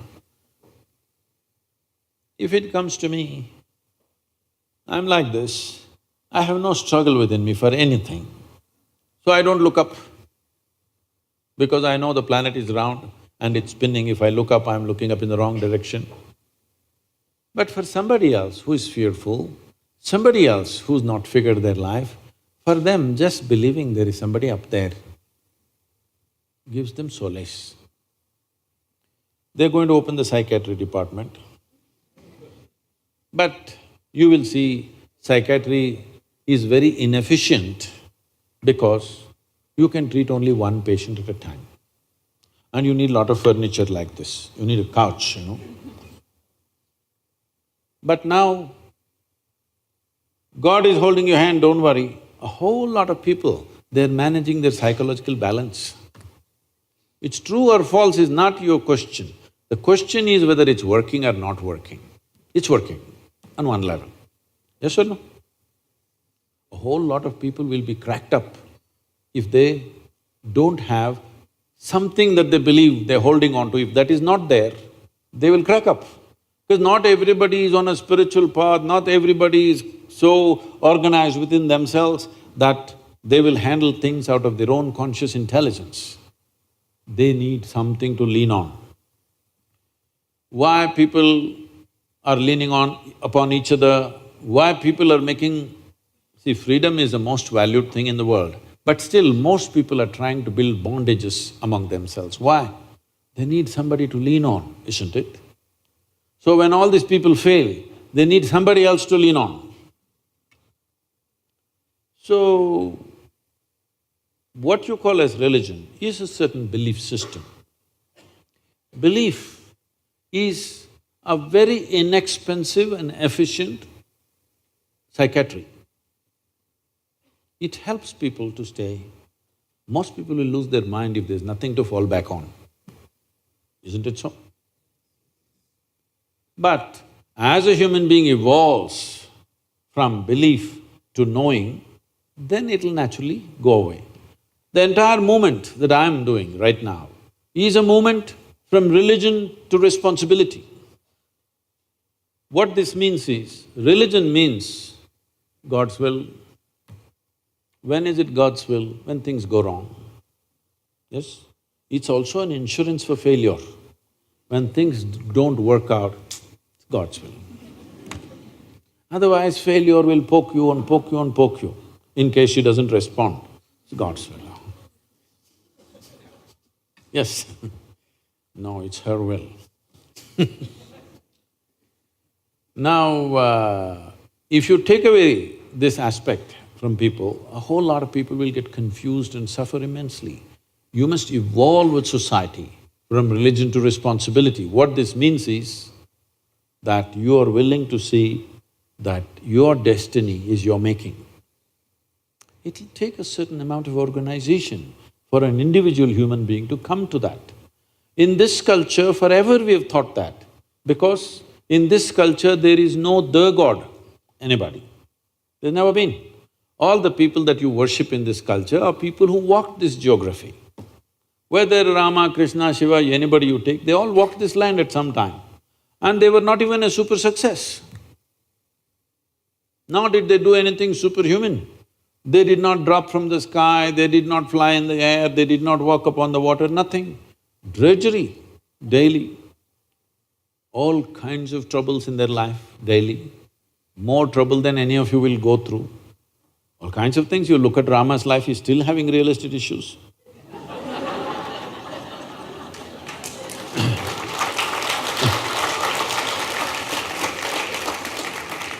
So, even during his life, he lost his kingdom, went to the jungle, lost his wife, went and got her back, again lost her, almost killed his children.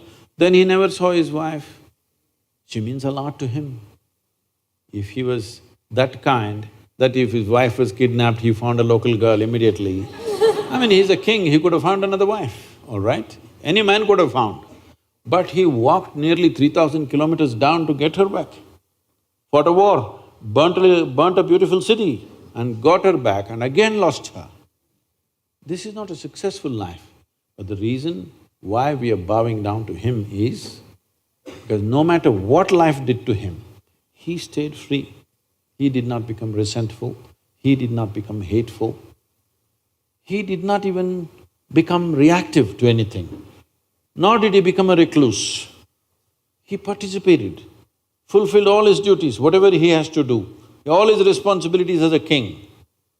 He has personal grief, but that personal grief never became a part of his consciousness or his actions in the world.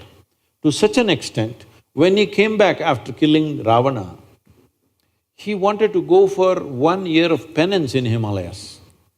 His brother Lakshmana asked, "Are you crazy? This man kidnapped your wife and after so much difficulty we got her back and now you want to do penance for having killed him?" So Rama said, he had 10 qualities. 9 are all treacherous qualities. I don't mind killing them. But one aspect of him was he was a great devotee. Unfortunately, I had to kill the devotee also. For that, I want to do 1 year of penance. Because the man is free from all these things, when one is free, in this culture we say he is attained to mukti or moksha. The highest value has always been liberation, not God, not heaven. Always liberation. Freedom has been the highest value. Because of that, we worship him, look up to him. We didn't say he is the God. He is somebody worth emulating because he represents freedom, no matter what. So this is something you must understand. You cannot decide what life throws at you. But what you make out of it is 100% yours, isn't it? So the important thing is that you must grow. If you want to grow with God, please grow with God. If you want to grow without God, you grow without God. But you must grow. That is, you must grow towards your ultimate freedom. That's important. So, what you call as religion never existed in this land. Various kinds of spiritual processes. And anybody who emulated, who was worthy of emulation, we started worshipping all of them. Today, a lot of people are worshipping Tendulkar as cricketing god. See, it's very appropriate for this culture. If somebody excelled in something beyond what you consider normally as human, we say he's a deva, okay? Arjuna is worshipped as a… yesterday I was at the award ceremony, Arjuna award for everybody. Simply because he excelled in archery in a certain way, now we're saying he's an archery deva, okay? So if you excel in your microbiology, we will say you are a microbiology. This is happening in the world. See, here we are doing it culturally, but is it not happening everywhere? People are almost worshipful about Albert Einstein, aren't they? People are almost worshipful about Mahatma Gandhi, aren't they? People are almost worshipful about Nelson Mandela, aren't they? Because when some human being exhibits certain qualities which is above what we consider as a normal human being, then we bow down to that. This is not… here it is consciously done, but in every culture people will naturally do it, isn't it so? So this is a religionless, godless land. Here we always told you, your life is your karma. Did we? This means your life is your making. There is no Uparwala managing you. This is the only culture. Only thing is, does it mean to say I created the whole universe? Obviously it was here before you and me came. So there is a dimension of intelligence making this happen. Where is it? What did you… okay. What do you have for lunch? Okay, I'm sorry, breakfast. Chapati. See, does she look like a chapati? She eats a chapati and she becomes like this. There is an intelligence within you which can make a chapati into a human being, yes or no? A simple dough, wheat, flour and chapati into such a complex machine, yes or no? Is there an intelligence like that here or not? This is the biggest mistake we made in the world. People went about describing God means love. All the people who lack love in their life, they said God is love. All the people who are fallen, they said God is compassion. All the people who are hungry, they said God is food. But If you don't subscribe to any of these things, if you open your eyes and pay attention to everything in this universe, if you look at this flower, if you look at this leaf, if you look at everything, you look at a tiny ant, how it is made, if you pay enough attention, there is a tremendous intelligence, isn't it? Hello? But nobody said God is intelligence. This is the biggest mistake we've made. The reason for human stupidity is just this: we did not identify divine as the highest level of intelligence. But that's what it is. If you don't believe anything, if you just pay attention to creation, do you see an intelligence beyond your brains everywhere? In every leaf, every flower, every ant, every microorganism? Yes or no? You're looking in the microscope? Yes. Do you see tremendous things right there? Yes. If you pay attention to the universe, including your own body, you would see there is a phenomenal intelligence functioning right here, isn't it? If you identify with that intelligence, if this intelligence which can make chapati into a full-fledged human being like this, if you even find conscious access to even one drop of that intelligence, you will live magically, isn't it? Not miserably. So miserable people are always looking how to fall back on something. They need a fallback. And those who may have made a misery out of their life, they want to go to heaven. Yes, those who made a hell out of themselves, they want to go to heaven. But I'm asking you, is it true that all human experience is coming from within or outside? Coming from within. What's coming from within you must happen the way you want it. Yes or no? What's coming from outside, I cannot determine because somebody else, something else throws those things at me. What's coming from within me must happen my way, isn't it so? What's coming from you, I cannot decide. We don't know what you will do. But what's coming from within me must happen my way. If this one thing, if you take charge, you will live a blissed out life. When you are blissed out, you will not want to go to heaven. Only those who have made a hell out of themselves want to go to heaven. So religion has come out of these belief systems simply because of the ignorance of how life is made. So the entire movement is to move people from religion to responsibility. This does not mean we want to destroy some religion, no. A whole lot of people right now need that belief. If you take away that belief, they will be shattered. Yes or no? It is like when you were a child, any of you can say, answer this question. When you were a little girl or a little boy, what did you play with? A toy. No, do you remember any one important thing? Usually in the West, it's all teddy bear or something like this. You had a teddy bear? You had a teddy bear. Yes. When you had the teddy bear and hugged it and walked around, it meant a world to you, isn't it? At that time, if I came and snatched the teddy bear and took it away, probably you would be scarred for life, isn't it so? For always you would remember this man came and took away my teddy bear, hurt deeply. But since then you have grown up, do you remember where the teddy bear went?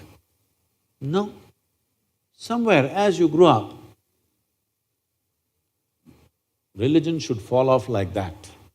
If you take it away, it's going to shatter people. It's not good to do that because it's serving a certain purpose. It is serving a very important purpose in human societies. You can't just take it away. If people grow out of it, it's wonderful. But this doesn't mean you become an atheist. See, there is no difference between an atheist and a theist. A theist believes something that he does not know in a positive way. An atheist believes the same thing in a negative way. Both of them are not sincere enough to admit we don't know. Actually, you do not know. Hello? There were two brothers. There were two brothers, little boys, highly energetic boys. When young boys are very energetic, they're in constant trouble. So they're always into some mess. Parents are very embarrassed, log kya bolega. Very embarrassed about their children because everybody is discussing their children. So they want to fix them. But you know how to reproduce, but you don't know how to fix them. Does anybody know? No. If you have the necessary love and commitment, you can wait out their problems. Otherwise it'll freak you, children will freak you. Yes, they do. So they decided to take these boys to the local parish priest. Because together they're strong, they decided to take the younger boy first separately. So they took the young boy, made him sit in the priest's office and they left. The boy was sitting there, priest came. See, all this needs a certain drama, otherwise it doesn't work. Long robes and a serious face, a very grave face. And he looked at the boy and walked up and down for effect. The boy sat there doing the ping pong act. Then the priest thought up a strategy. If I remind this little fellow that God is within him, all his mischief will go. See, this is the whole problem with the world. People who never raise children, they have fantastic ideas. Those who have raised children, they know none of the damn ideas work.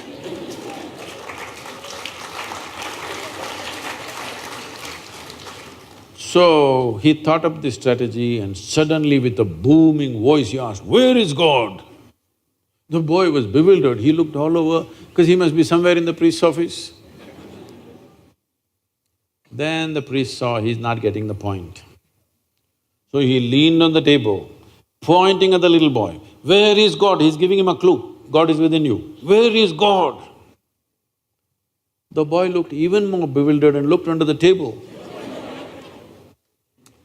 Then he saw he's not getting it. So he walked around the table, tapping on the little boy's chest, asked, "Where is God?" He's clearly giving a clue where he is. The boy just got up and bolted out of the room, ran to the place where his elder brother was. He said, "We are in some deep trouble." The elder brother asked, "Why? What happened?" He said, "They've lost their God and they think we did it."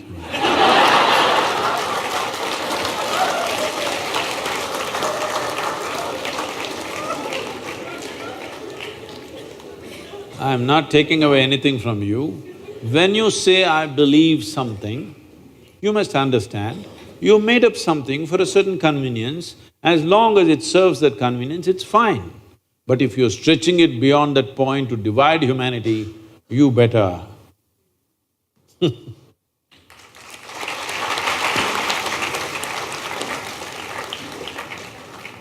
Thank you so much, Sadhguru. Now we shall move on to the next session, that is social media questions that we have received. The questions will also be displayed on the screen, and also Abhijit will read them out. So, as we have very limited time, so we'll be going through only one question. So, this question we got it from Red FM campaign. So they came and then they asked some questions to the students. And this question was asked by Nangu C. Sari. And she asked, why do people from Northeast India feels alienated from the mainland India?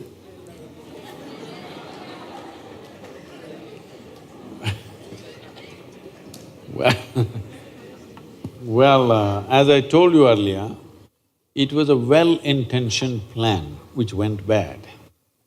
Intention was not to disturb the tribal culture, not to disturb the nature, but somewhere after 20 years when we saw people are aspiring for something else, we should have changed the plan. But in India, changing plan takes a long time. So now it's changing. I think you will not feel alienated.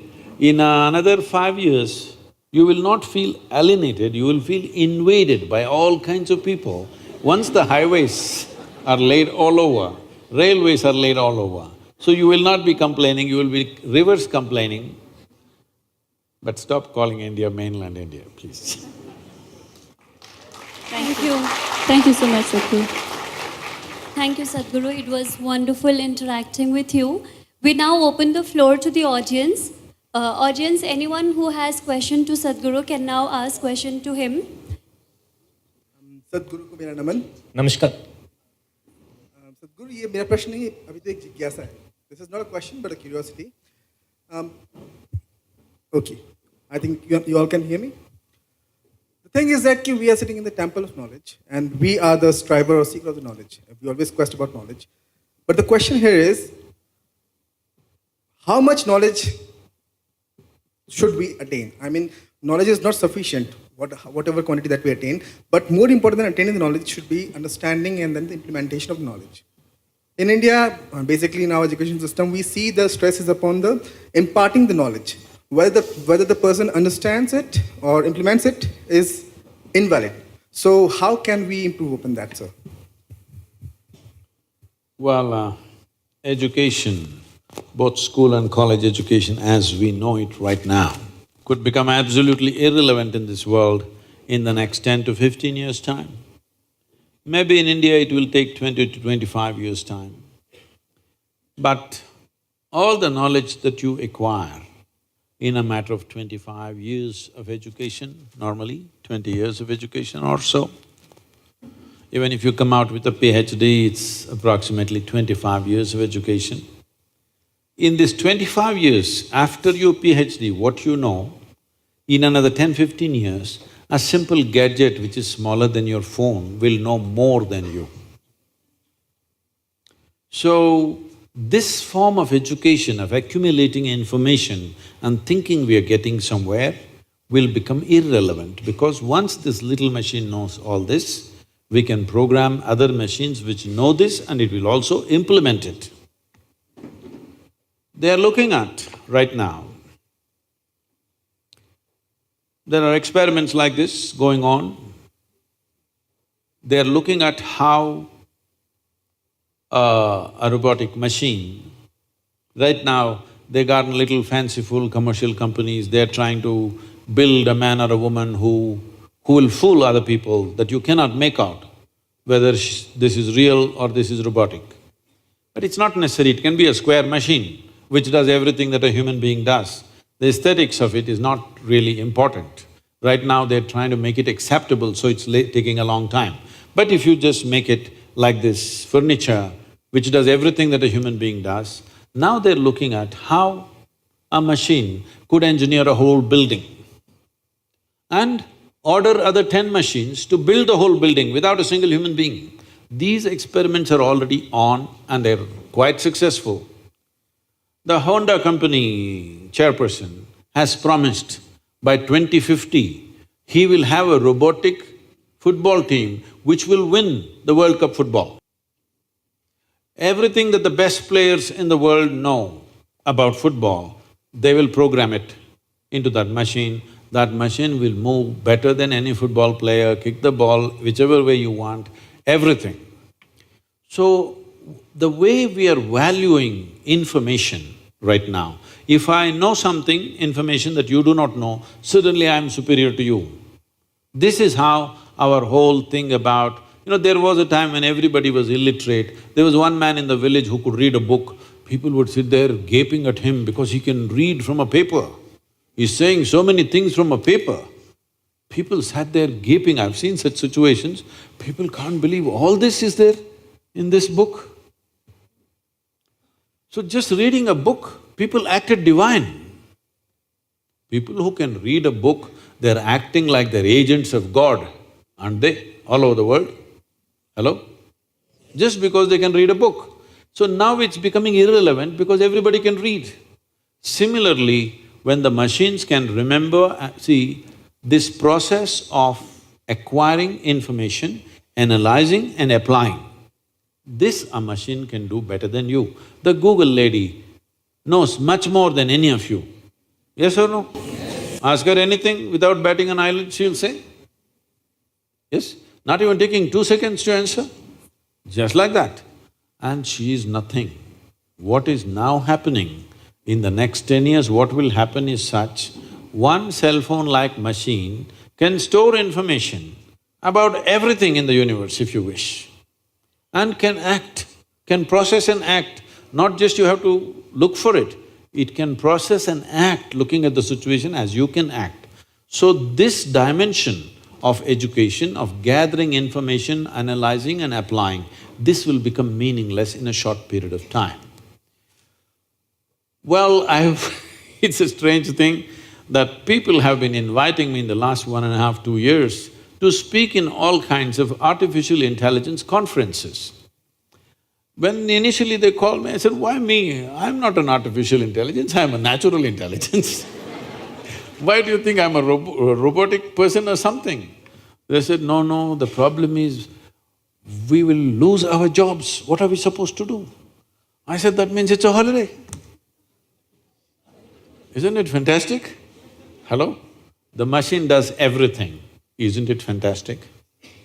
Right now, just look back and see, 100 years ago, everybody was doing everything with a crowbar and a pickaxe. Now I see earth mover machines are operating. Now even the menial labor, if you withdraw the machine and say, use the crowbar, he says, no, I won't do it, ask the machine to do. Yes or no? Human muscle, what all it could do, a man's muscle, now is irrelevant because the machine can do what 1,000 men can do, it can do alone by itself. Similarly, what these 1,000 minds can do, intellects can do, if one machine can do, is it not a great relief?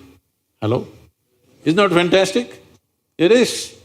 So, but people are worried, what will we do? Now this is a great possibility, because once there is no need to acquire information and process it and act smart in front of other people, all this is gone. Now, very, very important, because I will become very significant. Because what can you do beyond the intellect? Other dimensions of intelligence, if you do not explore, you will feel like a dumb idiot in front of that machine. But there are things human being can do, which a machine cannot do. We called you a human being. We did not call an elephant as an elephant being, tiger as a tiger being, an ant as an ant being, a giraffe as a giraffe being. We only called you as a human being. Why do you think? Because you are supposed to know how to be. No other creature knows how to be, nor does anybody, any machine knows how to be. This one creature knows how to be. So, golden era for human societies are coming if they figure out what else to do with myself. When everything that you call as work is done by machines, what is the significance of being human? If you realize this, it's golden era. If you don't, you will go crazy or you'll get drunk. Yes. When people don't know how to handle life, one option is get intoxicated, isn't it? It gives you a pleasant death. Yes, please. Thank you, Sadhguru. Anybody, take the microphone. Good evening, Sadhguru. Where are you? My name is Ria. I'm a research scholar from the Where are you? Northeastern Hill University. You're probably not being able to see me because I'm talking to you from outside the auditorium. Okay. My question to you is regarding dealing with peer and societal pressure. Since I'm a research scholar, I'm involved with my study, which is going to take a long time to complete. But when I look at my friends, from my school and college days, they are already employed, and I can see them, they're going quite ahead in this fast-paced world. What I want to know from you is, how do I deal with this peer pressure and societal pressure so that there is a peace of mind at the end of the day? Thank you. Oh, peace of mind should not be at the end of the day. It should be at the beginning of the day. Hello?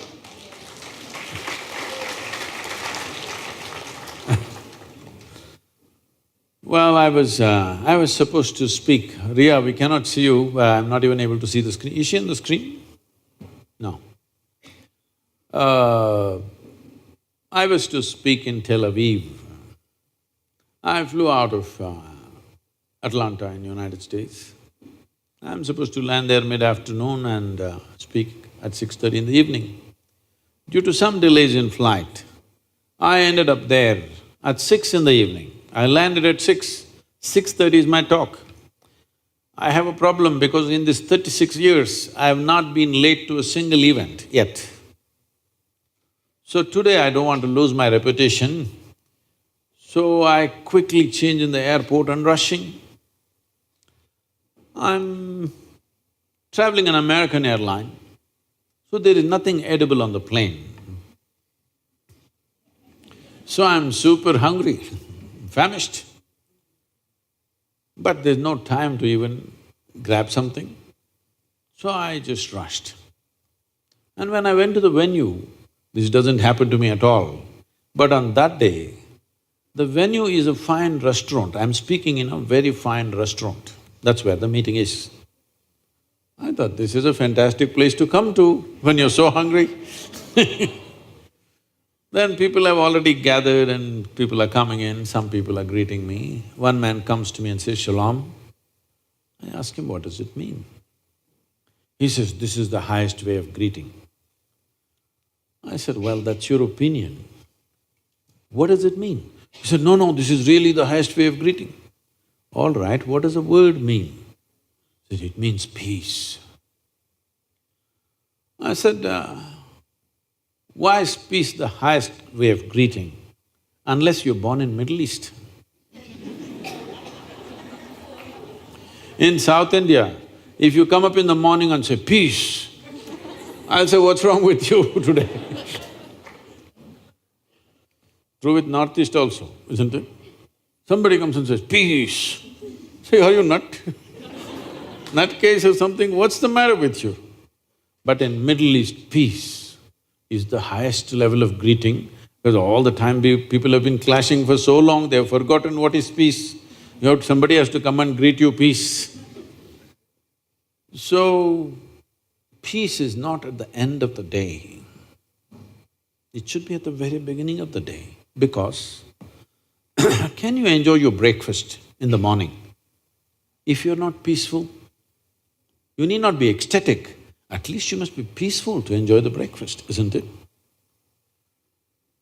Can you enjoy a walk along the street if you're not peaceful?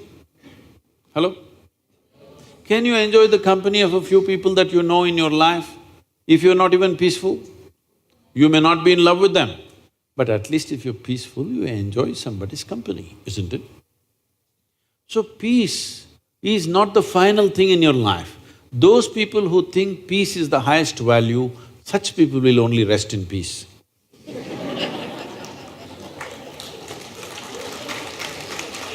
So, Ria, don't ever think peace is at the end of the day. No. It's very important. You must be blissed out. If that is not possible for you right now because I don't know what's your subject of research, but at least you must be peaceful. Even if you want to research, research means something that's already there, you're trying to see it and articulate it, right? When you're not peaceful, you don't even see what is in front of you. Yes or no? Have you noticed on a certain day you are all disturbed, you're looking for your car keys everywhere and the damn thing is in your hands? So how will you do research if you don't even know peace? Peace just means that you are in a certain state of pleasantness of mind. And this is needed. There is substantial scientific evidence to show you that only when you are in a pleasant state of experience, your body and your mind functions at its best. But the department is coming. It should come, But right now, people have made peace of mind the last thing in their life. It's like this. If your body is pleasant, we call this health. It's pleasant. That's why I'm feeling healthy, isn't it? If it becomes very pleasant, we call it pleasure. If your mind is pleasant, we call this peace. If it becomes very pleasant, we call it joy. If your emotions become pleasant, we say you're in love. If it becomes very pleasant, we say you're in compassion. If your very life energies become pleasant, we say you're in bliss. If it becomes very pleasant, we say you're in ecstasy. If your surroundings become pleasant, this means success. Only for making surroundings pleasant, you need the cooperation of other people. But body pleasant, mind pleasant, emotion pleasant, energy pleasant is 100% your business, yes or no? Now your friends are doing whatever they're doing in cities or wherever else they are, but for you one thing has happened, you're in the refuge or the comfort of a university, surrounding is already pleasant. It's a big thing. Creating a pleasant surrounding. Why do you think people want to build their own house and populate it with people who love them? They want a pleasant surrounding, isn't it so? Hello? You don't want to live with somebody who hates you. Nothing wrong with that person, it's just that it's not pleasant for you, isn't it? You want somebody who loves you, who wants somebody who is pleasant around you, and you want an atmosphere that's pleasant around you. To do this, they work for a whole lifetime. Here, the university is providing you a pleasant surrounding, and you already said your research is going to take a long time, which is not good. You must finish it as quickly as possible. But keeping your body, mind, emotion and energies pleasant is 100% your business. Only if you do that, your research could become some kind of a worthwhile phenomena. Otherwise, somebody who cannot even harness peacefulness in their mind, what great things will they do? If you cannot manage your mind, what big things are you going to do in your life, I'm asking. When you cannot manage your mind, can you manage the world? Please, all the students, you must understand, peace is not at the end of your life. It must be the beginning of your life. It's a most fundamental requirement, isn't it? If you want to do anything sensible, even if you're not blissed out, at least you must be peaceful. Less than that is bad.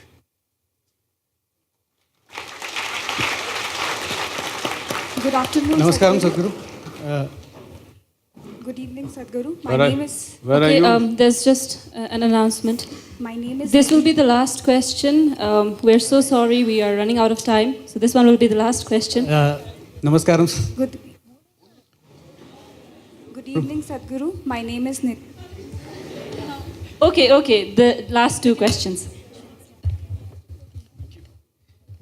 Yes, please, yourself. Please ma'am. go ahead with your question. My question for you today is, as you just said that… Can you hold the microphone like this? Yes. You know, like this, you seen Lady Gaga? Like that, yeah. So, you just said that we humans should use our organs wisely so that they last us for a lifetime. But on the other hand, we are seeing that today's youth are more inclined towards drinking, weed and smoking. So how do you think should we raise the consciousness towards them, or how can an individual like me can help at least one or two to realize that these things are not good for health? One or two, make up your mind, huh? Two, sir.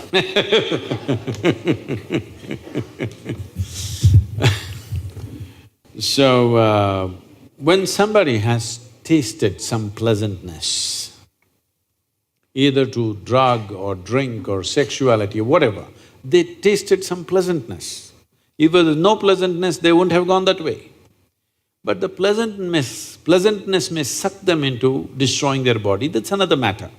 But the pleasantness is such that even in spite of the threat, cigarette smoking is going, injurious to you and you show some cancerous mouth, all this, but still people are smoking because there is a pleasantness attached to it, whatever the consequence may be. If you want to get people out of that pleasantness, if you try this forcefully, well, it's not worked. What's the point doing something forcefully? Or first of all, what's the point doing something that doesn't work? You must offer them a pleasantness which is beyond that. You're a bit too far away, but Ria, look at my eyes and see, don't I look stoned? No, just look at me properly. I'm always stoned. I'm always stoned, never touched a substance. I'm asking you, is it true that this body is the most sophisticated and complex chemical factory on the planet? If you were a good CEO, would you manufacture what you want? When somebody gives you such a complex machinery, would you not manufacture what you want? Right now, you are busy manufacturing unpleasantness. You may call it stress, you may call it anxiety. Essentially, you're chemically screwed up. Yes or no? Because you don't know how to manage this. If you manage this well, you will produce that kind of pleasantness within you, you wouldn't want to touch anything else. Because this life is just being alive is such a fantastic thing. But unfortunately, did we teach our youth any other way to know pleasantness? We did not teach, so they are puss. It's time. This is what consciousness means, that if you become conscious how this functions, naturally you will create highest level of pleasantness for yourself, isn't it?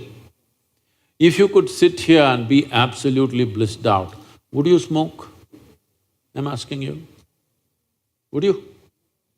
You wouldn't smoke, drink or pop anything because there is more chemistry here than you can get in any of those things. Is there or no? There is more complexity of chemistry here or no? Question is only, have you explored this possibility? That's the only thing. Unfortunately, we have taken to Western ways, whether it comes to health or pleasure, both ways we pop. We pop something to be healthy chemicals, to be peaceful chemicals, to be joyful chemicals, to any experience chemicals, even to grow food chemicals, to filter water, purify water chemicals. Something that kills all the insects and worms and germs and whatever, you think it's not killing you in some way? Maybe slowly the dose is not enough, that's all. Hello? The dosage is not enough. For the small creature, small dose, big creature, big dose, isn't it? So for everything chemicals. So this is something, this is a responsibility that's sitting on our heads right now. This is… The way the world is going right now, I estimate, unless we do something drastic in the next 10-15 years' time, I estimate in another 50 to 75 years' time, almost 90 to 95% of the humanity will be on chemicals for everything.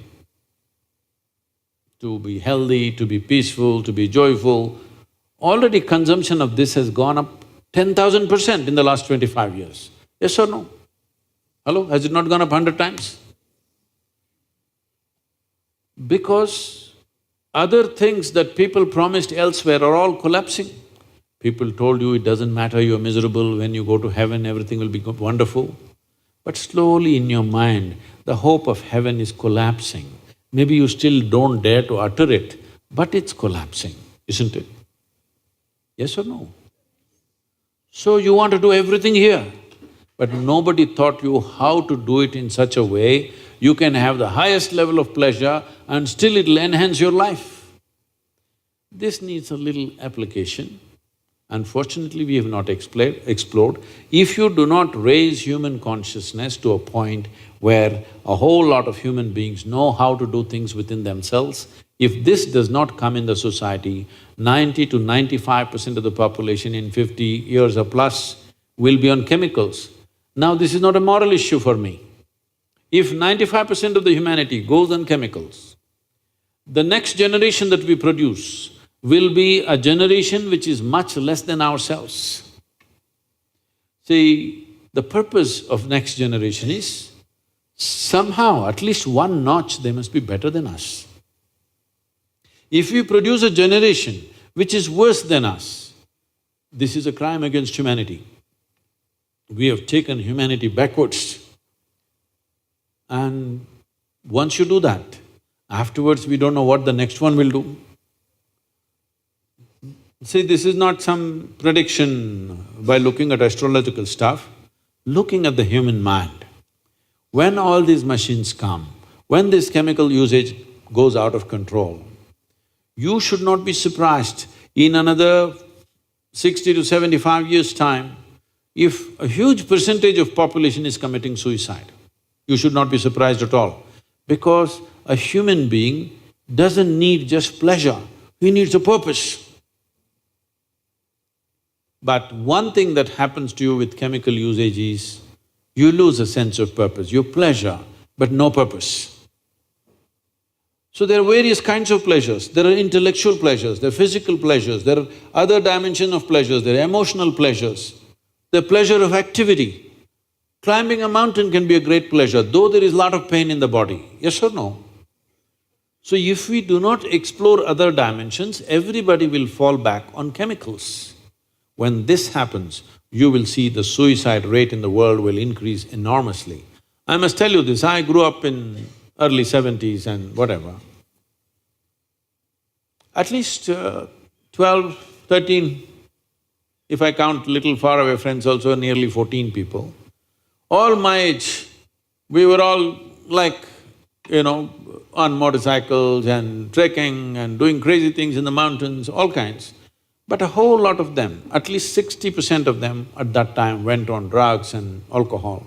A few of us stayed out of it, but rest went on it heavily. We were all together, but they were all half the day they were sozzled out. You have to find a time to wake them up. But we were together. At least 14 of them died before they reached 35. Either drugged out, or they killed themselves with excessive drinking, or they died on the motorcycles, riding crazy on intoxicated conditions. 14 of my friends died before they reached 35. That number is going to increase phenomenally if we go in this direction. This is a backward step in life. It's not a question of morality, it is a fundamental thing about life itself. So whether it's in agriculture, or purification of water, or daily consumption of prescription medication, this is rising like crazy, this is not good. And these kind of what do you call them, recreational drugs. If the chemical consumption increases, humanity will take a backward step. We should not let that happen. For this, the only and only solution is, we must create a conscious human being. Raising human consciousness is the most important thing. For this, the important thing is to move everybody from belief systems to responsibility, because we have managed humanity with carrot and stick. See, if you do all this thing, if you drink alcohol here, we'll put you in hell and torture you forever. So that man stayed away from drink, and we told you, don't worry, in heaven, rivers flow with wine. We have managed humanity like this for a long time. See, all of you are laughing, but the previous generations genuinely believed it, isn't it? Yes or no? So now heavens have collapsed in people's minds, they are trying to do their own little heaven here. You cannot stop them unless you provide a credible alternative. Thank you very much. Thank you very much, Sadhguru. Sadhguru, just You also. This will be the last question. Sadhguru, on one occasion you mentioned that there is no purpose to life and that life in itself is a phenomena beyond any purpose. Sadhguru, my question is, if there is no purpose to life and if the eventual destination of every life is death, then why do we need to live consciously? And plus, Sadhguru, you carry a magic of your own. I have been smiling for the last 4 hours. I have never done this before in my life. You're a young man and you never smiled for 4 hours? What happened? Are you also in love with the same girl?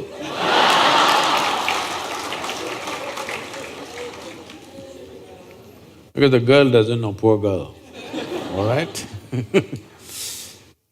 Now, see, suppose you sit here right now and you're ecstatic. Would you ask, what is the purpose of life? Would you? Your experience is so fantastic. Would you ask what is the purpose of life? No. Because to be alive is a purpose by itself. Now life has become a little burdensome. You're carrying the vegetable bag and going home. What is the purpose of life? You're doing things that you don't like to do. What is the purpose of life, isn't it? Somehow it's become burdensome. When you're 5, 6 years of age, when you're just bubbling around, did you ask what is the purpose of life? You became like this, what is the purpose of life? So this need for purpose has come simply because most people have not tasted life, except in their childhood.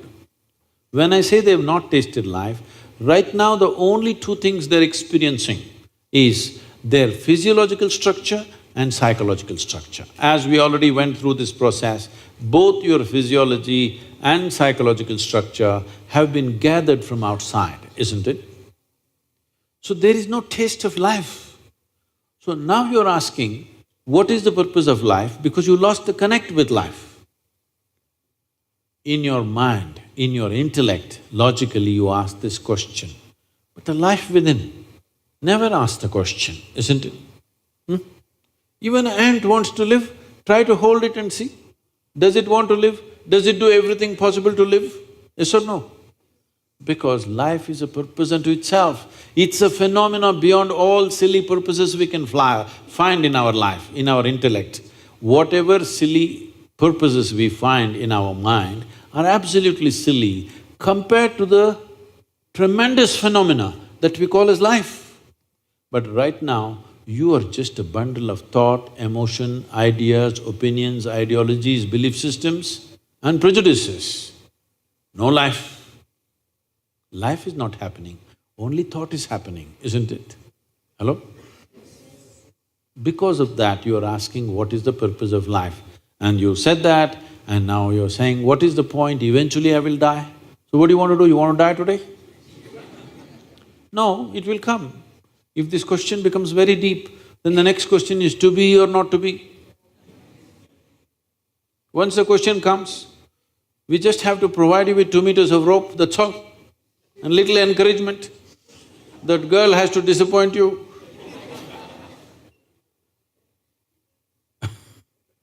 See, today you lost all your money, let's say. Then you say, what is the purpose of life? I want to die, no money, what to do? Check with your life. Close your mouth, hold your nose like this and see. The life within says, to hell with your money, man, I want to live. Yes or no?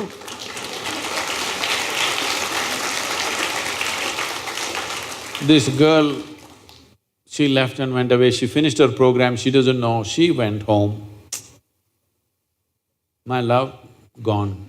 What is the point of living? I want to die. Just hold. Says, to hell with her, let's live. Yes or no? Whenever you think the purpose of life is lost, just hold your nose for 2 minutes. You will know this one wants to live. Yes or no? So, life does not need a purpose because it's a phenomena beyond all invented purposes that human beings make up. Thank you very much. Thank you, Sadhguru. Extend our heartfelt gratitude to everybody who has been present here. To Sadhguru, of course, I believe we have all learned a lot more than what we have learned in all these years of our existence. Thank you so much once again, Sadhguru. Thank you to the team. Thank you to NEHU and everybody who has come here. Thank you so much. I'm so sorry all your questions could not be addressed. We're running out of time. But do follow his videos. You will get most of your answers in them. And we hope, Sadhguru, you come to Shillong once again, once or twice or many more times yet, again and again. If you stop calling me mainland, I will come here Okay, sure. every year.